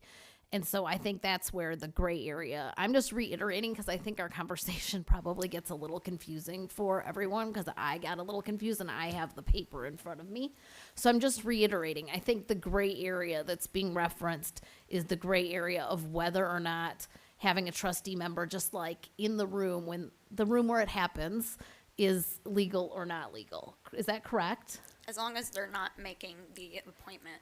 Yeah. Yeah, Right. so that's, but you here's my said question. we Is it choose worth, members. We've chosen members. is it Like- worth, What but about is sex that ed? really Did even the board approve necessary? it? Did the sex ed? But we need to extract, so to answer Lauren's question, I do not think a Board of Education trustee sitting on a committee should be making any decisions apart from this board table, including the selection of DEI. So I hear you on that, and I'm asking, does anyone sitting at this board table feel that having a trustee member within the conversation, whether they are a voting, like, decision maker or not, is important substantially in some way? Because if we all agree that it's not important or necessary, then that's one part of the discussion that goes. So if anyone here, I am not on that committee.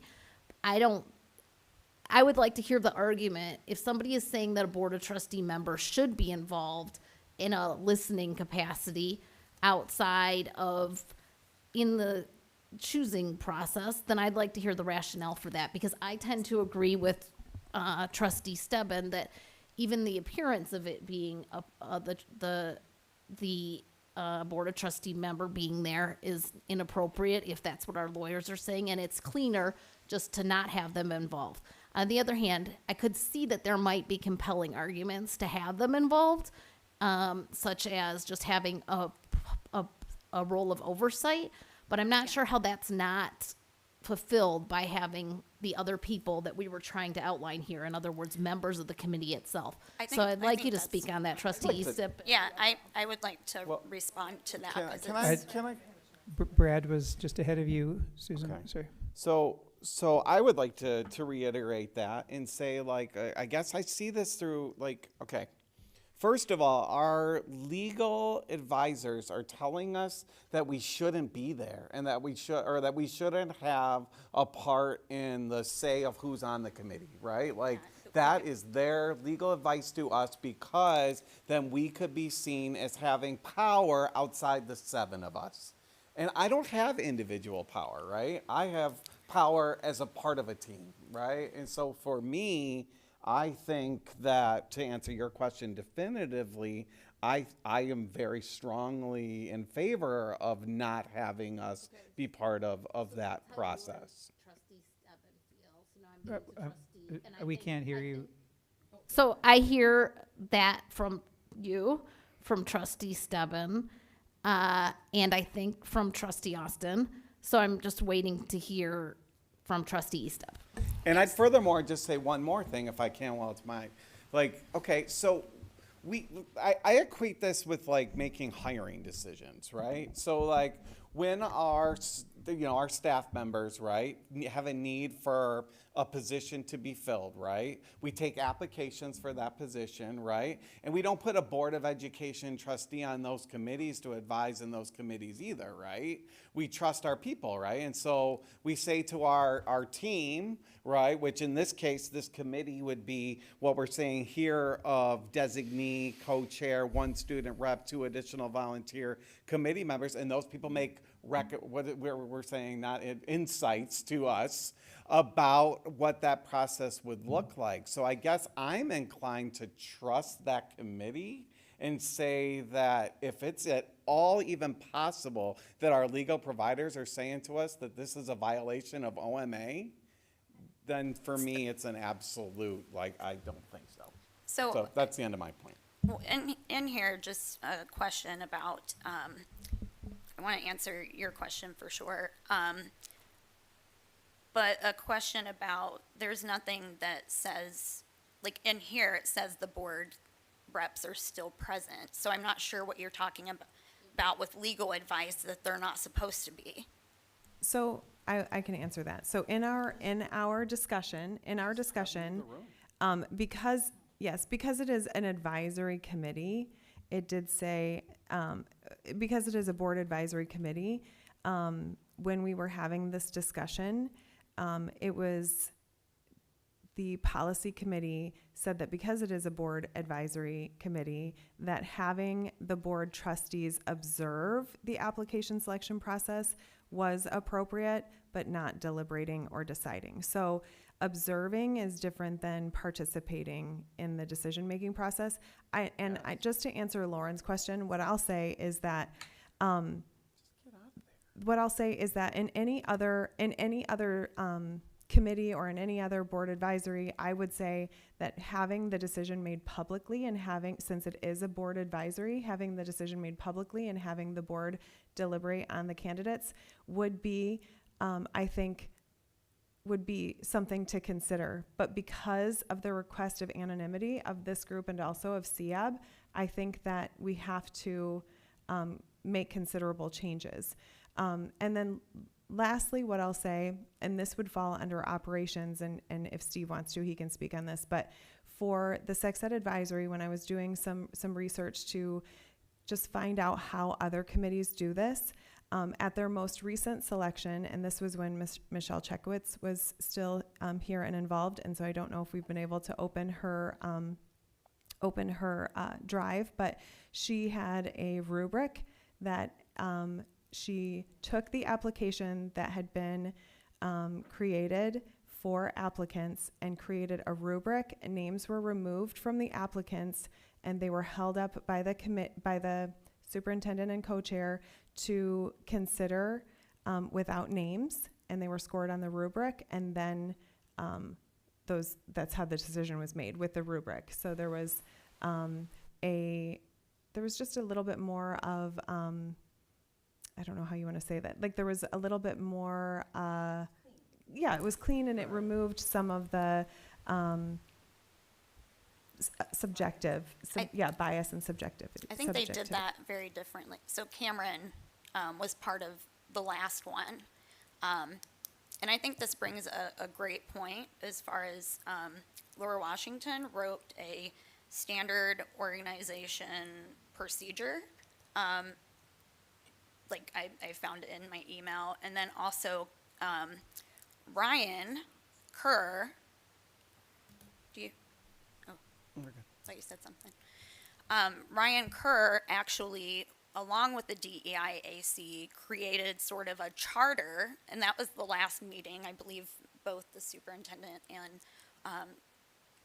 Trustee Miller was there, where they talked about that process and how to, it was like half the meeting about, having this document that lives under the appointed chair.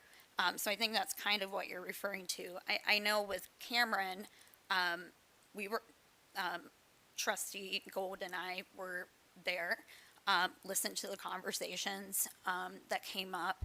They had, it was really unique. Like they did a video interviewing, and which was kind of cool. Like they had to submit a video and stuff. So that was kind of like his unique process, I think. I would ask if maybe that's written. I thought it was really good. And then there was like administrators and staff who were at the table that he had invited. But I feel like, so as a board member who's been on the board for 6 years, I've always heard that when you're serving on advisory committees and you're a rep, you don't participate in the conversations. I've seen trustees sit down and make recommendations at the table. I prefer to just go and kind of listen and support. There's not supposed to be like that super engagement. And I've always been told that. I was looking to see if that was in policy or the board operating procedure, and I don't know if it explicitly says that. This is where I would suggest that go for all advisory committees. When I'm hearing that messaging, those details of you're not supposed to be that involved in sitting down and actually, leading conversation or whatever it may be, then that needs to be explicit for all advisory committees or community members or community committees that we're serving on. I will say, questions have come up about the policy, and that's something that a board rep could, bring up, which I would consider this conversation of a board trustee or more multiple board trustees. It sounds like if people in the room had said, well, that's not consistent with the application, right? Or that's not consistent with the standards we have here. I don't think that's actually saying, hey, we need to revisit this, right? I would think that would be a board rep. I'm not saying that happened. That would be a board rep role to be like, oh, well, this is our policy. This is what's outlined here. So, and that can happen within a meeting, or to, go back and answer questions or whatever. I think because we put numbers on it, the DEIAC back in 2019, before that ended up being a community advisory board, there were like 50, members because, the administration were saying, oh, hey, you could be on it, you could be on it, right? So that was where we had to be prescriptive with the number. I think with like sex ed, we were at the table this time because there was a concern and a complaint that we didn't have all the sex ed membership that the law outlines that we need to have. And so I believe at that time, Brad and I, when he was on sex ed, we had to step in and support Michelle Chekowitz and the superintendent and be like, let's make sure we have the clergy, make sure we have the student members. And so it was very policy related, making sure that we were complying. And so we were able to come back and share as reps, yes, we fit all of those, we're good to go. Can I call point of order? Because I think Sure. we're getting off of I the think there are facilitator, other I was just about pieces. to say Yeah, that. there are other pieces of the policy that definitely the policy committee is working on, and those are things that you're touching on, and I hope to soon bring those for further discussion. And I just wanted to also say my apologies for saying it was Michelle Chekowitz. When I asked Steve about the rubric, he thought that Michelle had created the rubric, and so they were making efforts to retrieve that from her Google Drive. But if it's Cameron, then we can reach out to Cameron and see if he has that as potentially a way. And it's not even for the board. That would be a way for the policy to be operationalized. Okay. So coming back to the policy, if we might, to the reds and greens. Looking at the first green, where it says the board shall establish a DEI policy or DEIAC and shall determine the terms of service for the DEIAC, the number of members to serve on the AC, and the membership selection process that shall reasonably reflect the district's student population. Hearing from everyone and their comments tonight, I am open to suggestions here. What I wanted to just say is that it seems as if the establishment and the terms of service and the number of members are outlined below. And it also, it seems that our intent to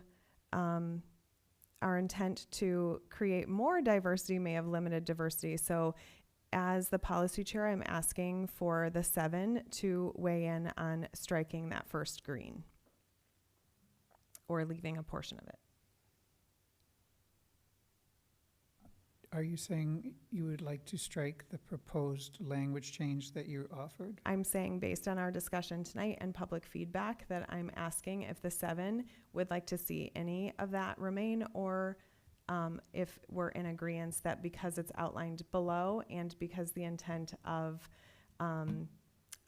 diversifying the application pool is not actually what the impact of that last statement, the district student population, that's not, the impact and intent are not matching. So I'm asking if the trustees would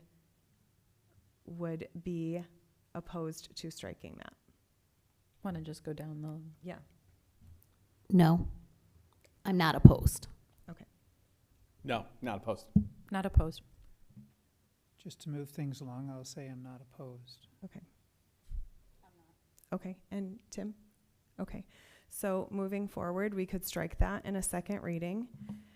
Moving further down to, I think the next item in question was at the top of the, yep, well, at the top, sorry, it's not green. It's at the top of the second page where it says the Board of Education DEI committee members. There was a suggestion here for clarity, even though it says Board of Education DEI committee, not Board of Education trustee. But for point of clarification, would it be something that the board would consider to just strike the words Board of Education so that it is Yes. DEI committee members? Yes, Michael says. Anyone opposed? Okay. No, we might want to just keep it consistent language and call it the DEIAC or Okay. spell that out. But Okay. Not so, opposed. So Betty, when Betty's watching, we're going to strike Board of Education DEI committee and just name it the DEIAC members and superintendent. Okay. Moving down to B, where there is green.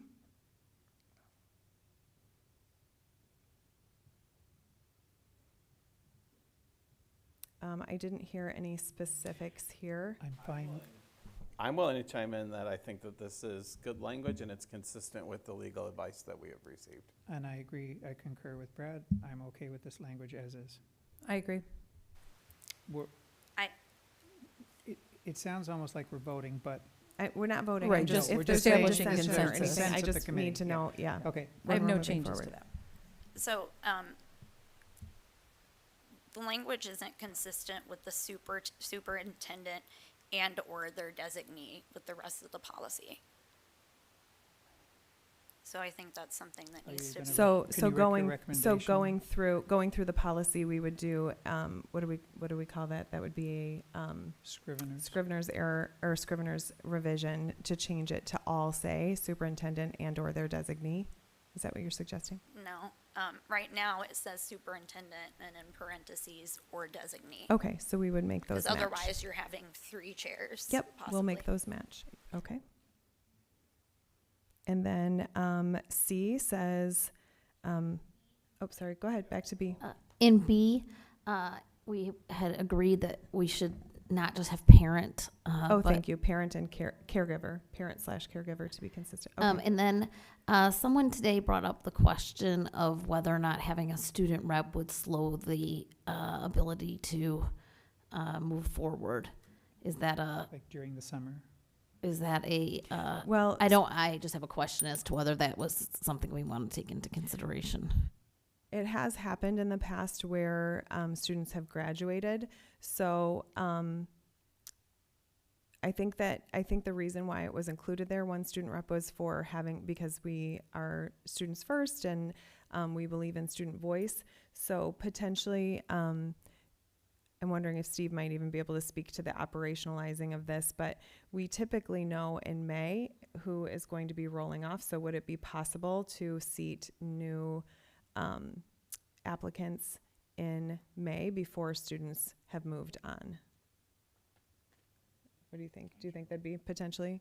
So I'm inclined. Well, another question I have, I'm sorry, is just, it doesn't say that all those people have to be there necessarily in order to move forward. Like, you could put something like. May be reviewed instead of shall be reviewed? I don't know. And decided upon by the superintendent or designee, co-chair, one student rep. two additional volunteer committee members. So I guess what I'm asking is this, does this limit the committee too much if one additional volunteer can't make it to a meeting or a student? Yeah, that's what I'm saying. Maybe we should add like up to, or decided upon by a group, including, or, you know, something where if somebody misses, we don't have a student, that's the goal, is to have all those people there to help fill the, but, I mean, the final decision is going to be made by the superintendent, the So- two co-chairs, right? So what if it were to say, applications shall be reviewed and decided upon by the superintendent or designee, co-chair. In addition, other representatives may include a student rep and up to 2 additional volunteer committee members. May include. So just real quick, are we violating OMA by giving a committee power to make a decision? Well, the committee is reviewing, but the superintendent or designee notifies the. Is that in there? The committee Yeah, is C. not making policy decisions or financial decisions, so they are not They're not violating elected OMA. officials. But how I'm reading it. Nor are they elected officials. So, OMA doesn't. But giving a committee a task that's not just recommendations, a decision, then that is OMA violation. So it says specifically here that they're reviewing the applications, and then down below it says, so we could change this to say, reviewing, let me see, it says reviewing the applications, and then C says, if selected, the applicant will be notified by the superintendent. So we could tighten that up to say, the superintendent or designee will make final selections, and the applicant will be notified. Because, so in the middle there, it says applications shall be reviewed and decided upon by the superintendent or designee, co-chair, 1 student rep, and 2 additional volunteers. So that, to me, says all of those people are. So we could remove the decided upon it, if you're concerned, because I am also concerned about OMA, obviously. So we could just say applications shall be reviewed. Let me know if there's anyone opposed to this. Applications shall be reviewed by the superintendent or designee, co-chair. Additionally, the committee may include 1 student rep and 2 additional volunteer committee members. Board of Education trustees may observe the application process, but not deliberate or decide. And then we could add here that the superintendent or designee will So C would say, the superintendent or their designee will select and notify members. Superintendent or designee is not selecting, those 5 people are. Or They're reviewing the applications and then Is coming that to the the way you'd like to consensus. do it now? That's what, I honestly. That's how we've been doing it. Well, we're Yeah, asking how we'd like to do so it that's how we have been doing it, and honestly, I don't have a problem with it, except that the participation of the elected trustees is the OMA concern. So I don't have a problem with this group coming to a consensus and having the superintendent or designee make the final notification. However, if we need to change that language so that everyone is in favor, that's fine. Jenny, I'd like to thank you for taking it this far. I'd also like to then say I think it's time to land this plane. I've heard from you and others that you're okay with the second reading, that it's not going to bog things down too much. So if there are any other notes, like things that we've missed, and I appreciate the and/or designee aspect, that slipped through. Let's pass those along to you, but I'd like us to leave this now. Hey, Michael, I just want to clarify. Unless there's some final clarifying questions. Final. So when Lauren asked the question about including a trustee I heard a little bit of a change in the temperature of possibly. So this sentence says, Board of Education trustees may observe the application selection process, but not deliberate or decide.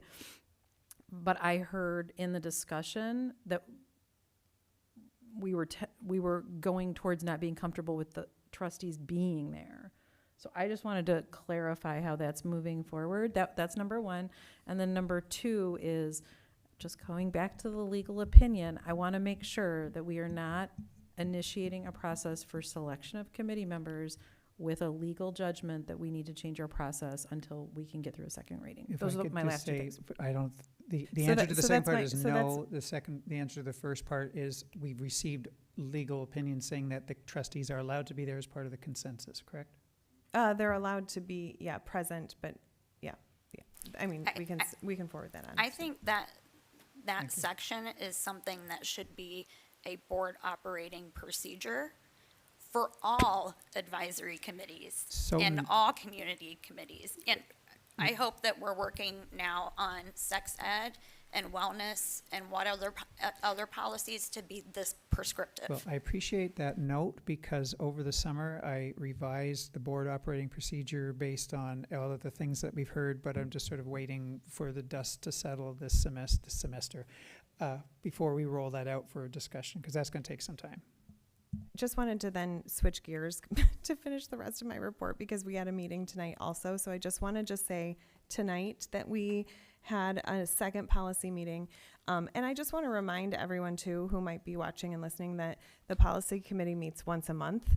And so that was why we moved a meeting to have 2 meetings this month, because we just felt that the need to try to move toward seating new members. So I just wanted to make everyone aware that we do consistently meet once a month, and that does sometimes mean that the work takes longer. So the last thing that I just wanted to make everyone aware of, and so that if you have anything that you want to add, you can, but our meeting tonight, we had 1 item raised. It's kind of been tabled, but we do have 1 request. So there has been some concern that there has been some aerial advertising over district properties recently, and they're advertising for substances that are prohibited on student property.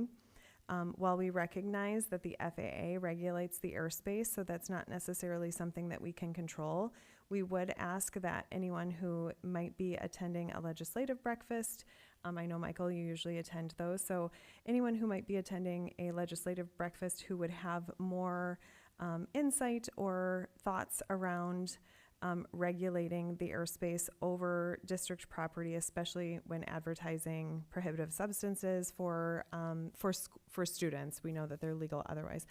That might be an inquiry to our state and our Michigan reps and our national reps. As the legislative relations person for the Washtenaw Association of School Boards, I will bring it up. Okay, we also just want to recognize that that is not something that we feel like a policy or even operationalizing airspace is something that's within our purview. So, In fact, there are cities that have tried and failed miserably at that. but it has been a concern that has been brought up. So we just wanted to raise that. And then the other thing is that we separated out this particular piece, the membership selection process for DEIAC. However, President McVeigh has given us some other proposed modifications or revisions to the DEIAC policy that we considered tonight, and we are interested in moving those to you very soon. I appreciate that. Thank you so much for the brief and concise report, Jenny. Administrative and board updates, please. And by the way, just a reminder, we do have also a closed session tonight, so. Dr. Lodge. Okay, thanks. I just want to read one statement as it relates to the high school racism and hate speech incident. We do take all these incidents of racism and hate speech very seriously. I released a statement to the district families on Saturday, September 14th. We've been following due process and have interviewed the students who were victimized as well as students believed to be involved in the incident. As this process is ongoing and due to the protected nature of student records, we're not able to comment further on the incident at this time. While we wait for a formal resolution, our DEI specialists, administrators, and members of our student support teams are focused on supporting our student body, both wrapping around individual students in need of support and through ongoing collaboration with student groups who share our values around diversity, equity, and inclusion. However, I am recognizing that at least one group of representative students tonight that we heard from in SAR doesn't believe this to be the case. I appreciated SAR's thought of addressing this with the student body during Hornet time, and I'll personally address this with the high school administration. Thank you. We could start at either end of the table. Actually, we'll start with our student reps. You've been so quiet and so patient. Okay, we just wanted to touch on next week with homecoming and all the grades. We'll be having Spirit Week and then also the Saline Community Parade with all businesses, clubs, sports, and thank you to everyone that made that possible. So, thank you.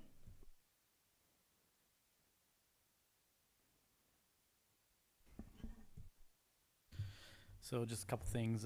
One, I do want to send a thanks out to the staff that came to the last board meeting and spoke up. I thought that was good to hear from them and them give us their feedback, as it's important to have their feedback when considering any of these curriculum changes. Also, tomorrow, Wednesday, September 25th, is the National See You at the Poll Day, and it's a national student-led event where kids will come to the flagpole and pray for the school or whatever's on their mind, I guess. So it's Liberty School will be meeting at 7:30 at the flagpole, and the Saline High School and the FCA will be meeting at 7:20 at the flagpole. Thank you, Jim. Susan?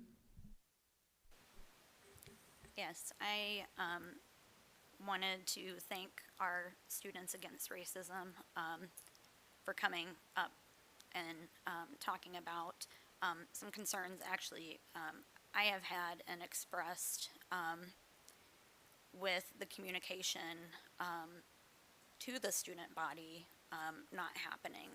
And I say that in regard to my understanding is that we're supposed to be doing anti-bullying programs and have a duty for our students to know how to shut down, upstandard, to, shut down some of that hate and to be educated about, that it's not at all acceptable. So I feel that there could have been, to our students who are high schoolers, and I believe have the maturity to have these conversations, that sending the message that it is not okay, it is unacceptable behavior. We take this seriously, and and I trust that it will be taken seriously. But I feel like our students are in the dark.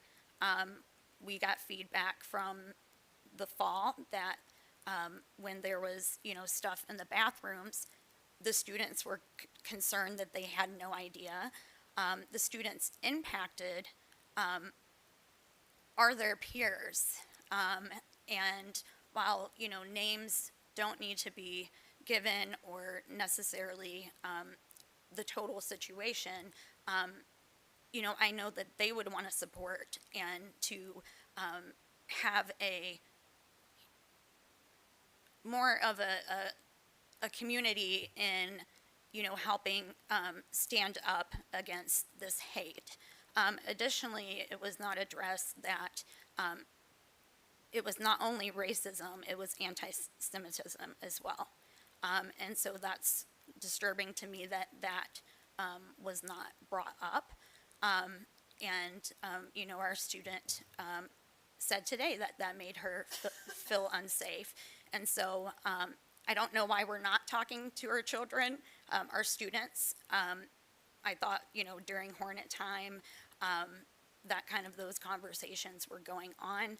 I think, our teachers need to be supported in having those conversations with our students, to call that out. Because otherwise, how are we creating this safe and welcoming community when that is going on? So I just, I'm committed to fighting hate in our schools and our district. And so I just want to let the students know that I support you, the families, I support you, and I will speak out always, in support, and I denounce the hate that has happened. Thank you, Trustee Eastup. Jennifer? Okay, so I'll be brief also, but I just wanted to thank Daisy and Kelly for coming to our meeting tonight and elevating the importance of the special ed renewal millage that is going to be on the ballot coming up in November. And while Daisy and Kelly can tell us all of the merits of and all of the details surrounding the millage, I know that our school staff can't do that publicly, but trustees can. So I would like to put my full support behind the renewal of the special education millage. I hope that you'll consider that. One of the things that struck me in that presentation, and also in a recent postcard flyer that we received, was that this millage impacts every student every day. And so I just want us to consider in our district that exemplifies and highlights inclusion on a level that I have not seen in other districts. This millage supports those efforts and those initiatives. I will be voting yes, and I would encourage our community to vote yes on that millage. Additionally, I wanted to say thank you to the Students Against Racism who attended and spoke tonight. I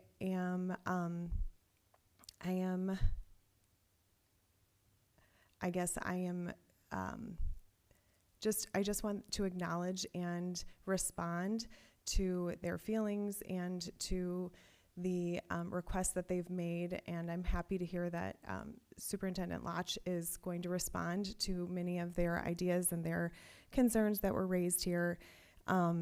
Many of you know that I have a child who attends school in Springfield, Ohio, and she was out of school last week because of hate speech and hate acts that are occurring in her community. And so when I heard the students speaking tonight, it resonated with what I've been hearing from my daughter, community members in her area, her teammates who are Jewish and Black, and feeling the impact of the national scale of hate that exists in our community. And so I just want to stand with those students and say that I appreciate that they came and that we are listening, and I appreciate Superintendent Latch's response. Thank you. Thank you, Secretary Miller. I do have two things, actually, as we're going down the table. I was at Monday's legislative breakfast, so we missed that opportunity at that one. But I just want to say, a week ago Tuesday, the Senate Bill 911 was passed, and that codified the reduction in the MIPSERS rate by 5%, a reduction of 5%, which is going to put money in our pocket immediately in this district. And so after decades of employees, after decades of employees paying 3% for health care in their retirement years, that bucket, the OPEB, the other post-employment benefits, has been filled. I think that also means that you will no longer have to pay that 3%. Is that, fingers crossed there, it says Brad. This tomorrow, in fact, that bill is in front of the House, and my sources up there at Lansing say it's very likely it's going to pass. So yippee! One other item is that on Sunday and afternoon, Superintendent Lodge and I are going to strap on our running shoes. Is that what we say? Strap on? Anyway, we're tie on our running shoes and run in the Run Tough. It'll be my very second 5K. I'm looking forward to that, and it should be, well, let's call it fun. We'll say fun. Since other people have since discovered I've got a slight interest in this, and I've been given now ads for the turkey trot, the Dexter hustle, the I don't know what it's Run Scare Run. I mean, they think I'm like addicted to this. I'm not. It's still I'm still terrified. Right. That's all. Thank you. And back to reality here. This is an extraordinarily important run, as you will probably attest to. This fundraising event because it does proceeds do go toward the fight against childhood cancer, and that's why we really are doing it. And I will keep that in mind as I'm slogging it along. Thank you. Watching the 12th graders pass me. That would be the sophomores. Yeah. The fast sophomores from the cross-country team. Totally not biased. Anyways, Jenny, +1 to everything that you said about the millage renewal. So I won't add on to what you eloquently put about that support. Thank you so much. Yes, I will also be at the Chad Tough Run along with many of our sports teams from both Saline and the University of Michigan. My thoughts are with Jason and Tammy and Tommy, CJ, and Chad's memory as we celebrate his birthday this week and have his run to fight DIPG and pediatric brain tumors. So thank you for considering coming to that. To the students from SAR who came earlier, thank you. It's really, really scary to get voice and to do public speaking when you're not used to it. So thank you, especially about incredibly important topics that you raised. For all students, please remember we have okay to say. Please report. You are our definite partners in this work. Thank you. To Marcy Goyette, Megan Cameron, and all of the other teachers from Heritage that came last week, or last board meeting. I'm really glad that we can give you additional time. I know you haven't had a chance to get together. I've enjoyed hearing some feedback since the last meeting. It's really important that we partner with the people who are teaching the content, and I would look forward to hearing what the middle school teachers say as well. So thank you for reaching out to us. We appreciate you always. All right, by the time it gets to me, you guys have covered so many things that it's, so like, I have to thank teachers for partnering with us and having those important conversations. The sex ed work is ongoing, so I appreciate everybody who is involved with CAB and who is doing those kinds of things. I want to thank our current DEIAC, some of which are in the audience today, for your continued work while we work through the policy. But thank you for your commitment to these students. Thank you for your commitment to our district. I appreciate those efforts, and that's not, your work right now is important too. So anyway, so I want to make sure I say that. I want to also give my 100% complete support to the millage renewal. Washtenaw County is one of the select counties that chooses to provide this funding for our students to enhance the fact that it does not meet the 100% funding. Our per pupil allowance does not meet the 100% requirements that are needed to fund these initiatives for these students. And so this is absolutely essential, and I am a yes vote as well. I want to note that with Chad Tough on Sunday, and I am so appreciative of so many people in our community who come together to do those things, and I think it's important. There's also our soccer team is supporting there's the Buddy Walk at Boer Park in Ann Arbor this weekend, so we have a number of soccer players who are supporting that as well. The MIPSERS reduction, that's on my list here, and yeah, House, it's your turn, and let's get it done.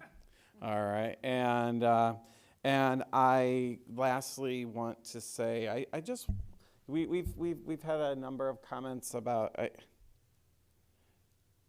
I am personally sorry for anyone who endures pain due to racism and anti-Semitism or any type of thing that might come about, and we want to do better. We're going to try to do better. We're going to keep working towards it. And I want you to hear from this trustee that I don't welcome it. I condemn it, and I support. I hope we're supporting you. Please let us know how we can support you. I'm so glad that students came out tonight and talked to us and said these are the things that are happening. These are our experiences. And Dr. Lotz, thank you for noting those things and the seriousness of that, and how you're gonna embody that and take that back and what have you. Okay, and yeah, that's enough. Thank you.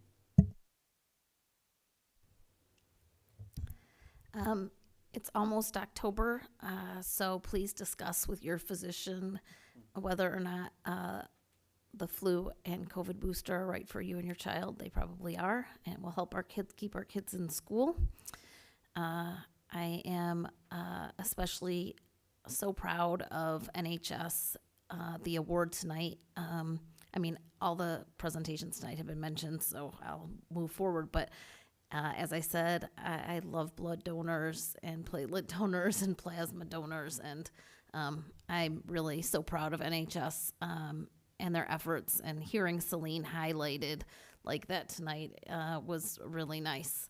And I'm going to start with this positiveness. But it is with, and I rarely read comments, but I'm going to have to read this one. It is with great disappointment and frankly outrage that I note the racist graffiti that victimized our students at the high school already this fall. I was hoping against hope that this incident was an isolated one, but that the public comment tonight from SARS students reinforces my suspicion that it was not.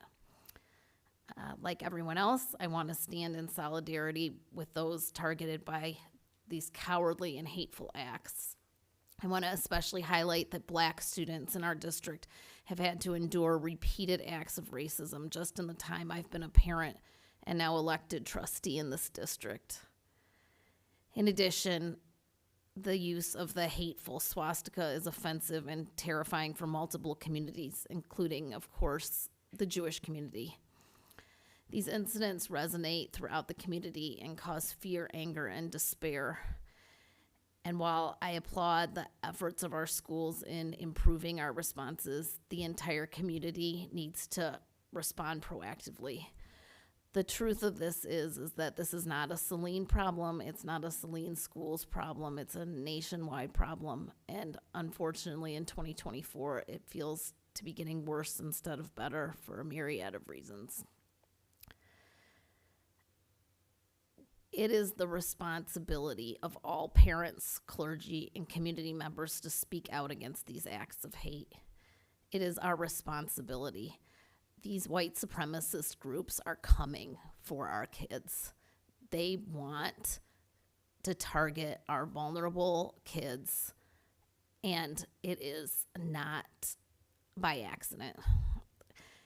And the only thing that is going to inoculate our communities and our kids from this is a collected effort of all of us to stand up, to talk about it at our dinner tables, to enforce the rules strongly, and then to make the enforcement of those rules public so that it just serves as a deterrent. We also need prevention. We need prevention at the dinner table. Even if these acts don't affect your family like they affect mine, I beg parents and family members and clergy and coaches and teachers and paraeducators to not be afraid to have these conversations, to stand up and say that it is wrong and that you don't tolerate it and that you don't support it. And it doesn't have to be a swastika. It can be some stupid drawing or some off-sided comment. It could be what people are saying are funny, and just because a student of color laughs along doesn't mean they're not dying a little inside. So I'm just asking everyone in the community to stand with Dr. Lotz and stand with our principals and stand with our teachers in talking to your kids and hold your kids accountable and ask them to speak up. So I applaud the students for coming tonight. That is the first step. And I really hope to see improvement by the time my time serving here is done, and if to the extent that I can be part of this change and I can extend my huge amount of empathy to the Black students and the students affected, I do so. Thank you, Dr. Gold. I just want to pause for a second just to let that all sink in. I'm going to send the time code of this part of the meeting from about 9 o'clock onward till now to the students directly so they can hear your words, because almost all of you commented on the students, and I really appreciated them. And I didn't say anything about it, but I'm glad you all did, and I certainly agree with you. I'd like to entertain a motion to authorize the consent agenda as printed, please. So moved, Stebbin. Do we have support? Support. T.A. Tim Austin, thank you very much. All in favor, please say aye. Aye. Great, excellent. Hey, Dr. Lutch, what items are scheduled on the next agenda? The MyKIP scheduled report, that's the continuing improvement process that the teaching and learning team will do, led by Kara Davis. Excellent. Speaking of Kara Davis, oh, great. We are at the public comment. A member of the public may address the board briefly for up to 3 minutes or request to be scheduled on the agenda of a future meeting. Thank you. I'd like to call up Michaela Lewis. Maria. Hold on, Michaela, 1 second. Let me get the time right. And I'm not sure if I got the last name. Walter? Walter. Volter.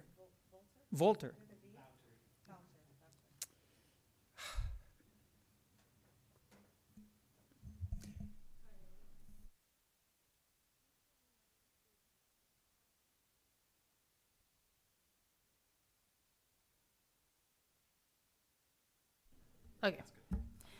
Dear Saline Area School Board and community, we, the members of your Diversity, Equity, and Inclusion Advisory Committee, are devastated by the recent hate acts that have taken place at the high school and in the community.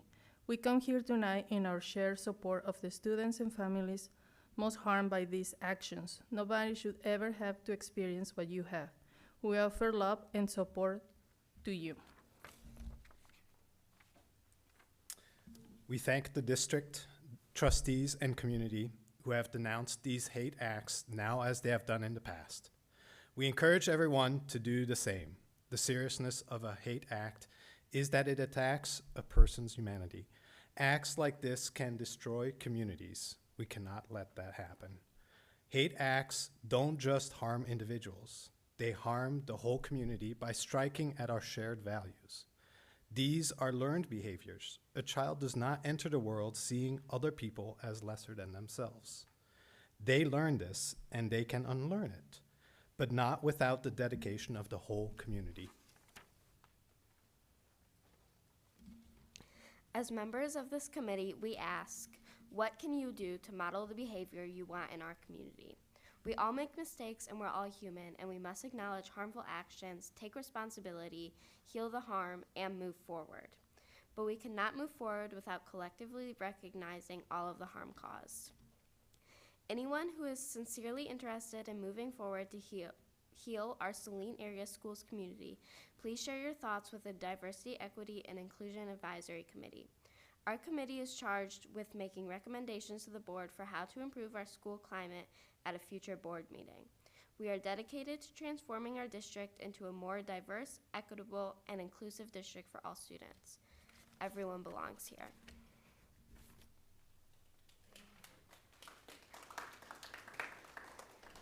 Thank you so much. And our last speaker, Percival. Percival, and I'm going to ask you to pronounce your last name. I have a long last name. It's complicated. It's Panglinen. I'm Percival Panglinen. Thanks for the board for allowing me to speak.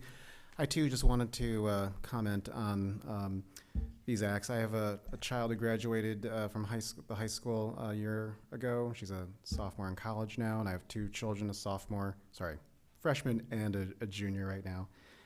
And we've been Saline residents for over 20 years now, and I'm just saddened. This isn't the first time this past month that some racist act has happened. It's happened several times.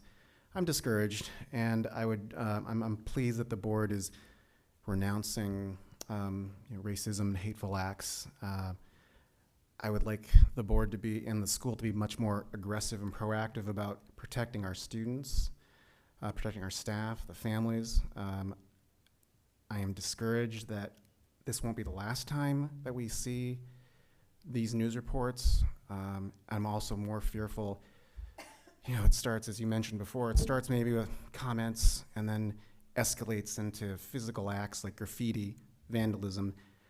And the thing that I'm most fearful of is also the acts of violence directly against students, families, faculty, and staff. Thank you very much. Appreciate your time. Thank you very much. The next board of Education meeting will be held on October 8th at 6:30 here. I'd like to entertain a motion to enter closed session at 9:25 with the intent to reopen at about, I really can't guess, 10, with luck sooner than that, for the purpose of discussion of personnel matters under Section 8A and for a superintendent evaluation also under Section 8A. Under Section 8A, a simple majority vote is sufficient to enter into a closed session. Do I have a motion? So moved. And who that is? E-Step. S.E., thank you. I'll second. Brad Gerby, thank you so much. All in favor, please say aye. Aye. Aye. Great, we'll take a little 5-minute break and see you at 9:21, sorry. So you've got your... No action. There will be action immediately following, a very brief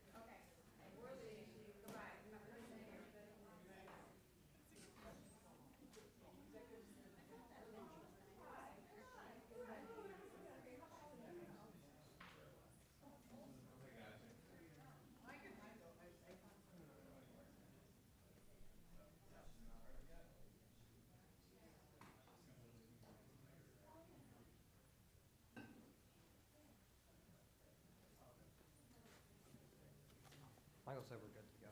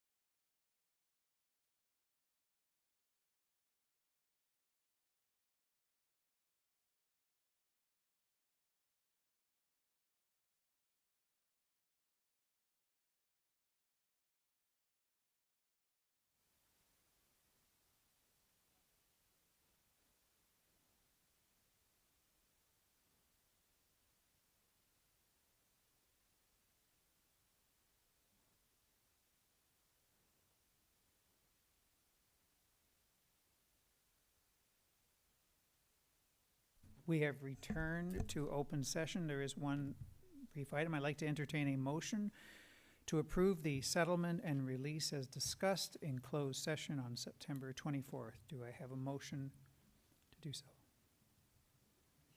Support E-step. S-E? Oh, support. Are you also moving? Do we have a motion? I'm motioning, yes. Okay. I'm You also moving and supported it. motioning. I'll support it.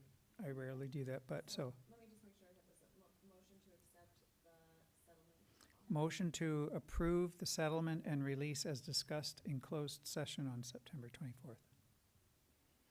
We have moved by Susan, seconded by, or support by McVeigh. We really have already discussed this, so the vote, all in favor, we may have to do a voice vote, but all in favor, please say aye. Aye. So that's one. All opposed, say nay or aye or same sign. Nay. Nay. Is that also nays all the way down? All right, great. That's 1-6, and Superintendent Lotch knows what to do.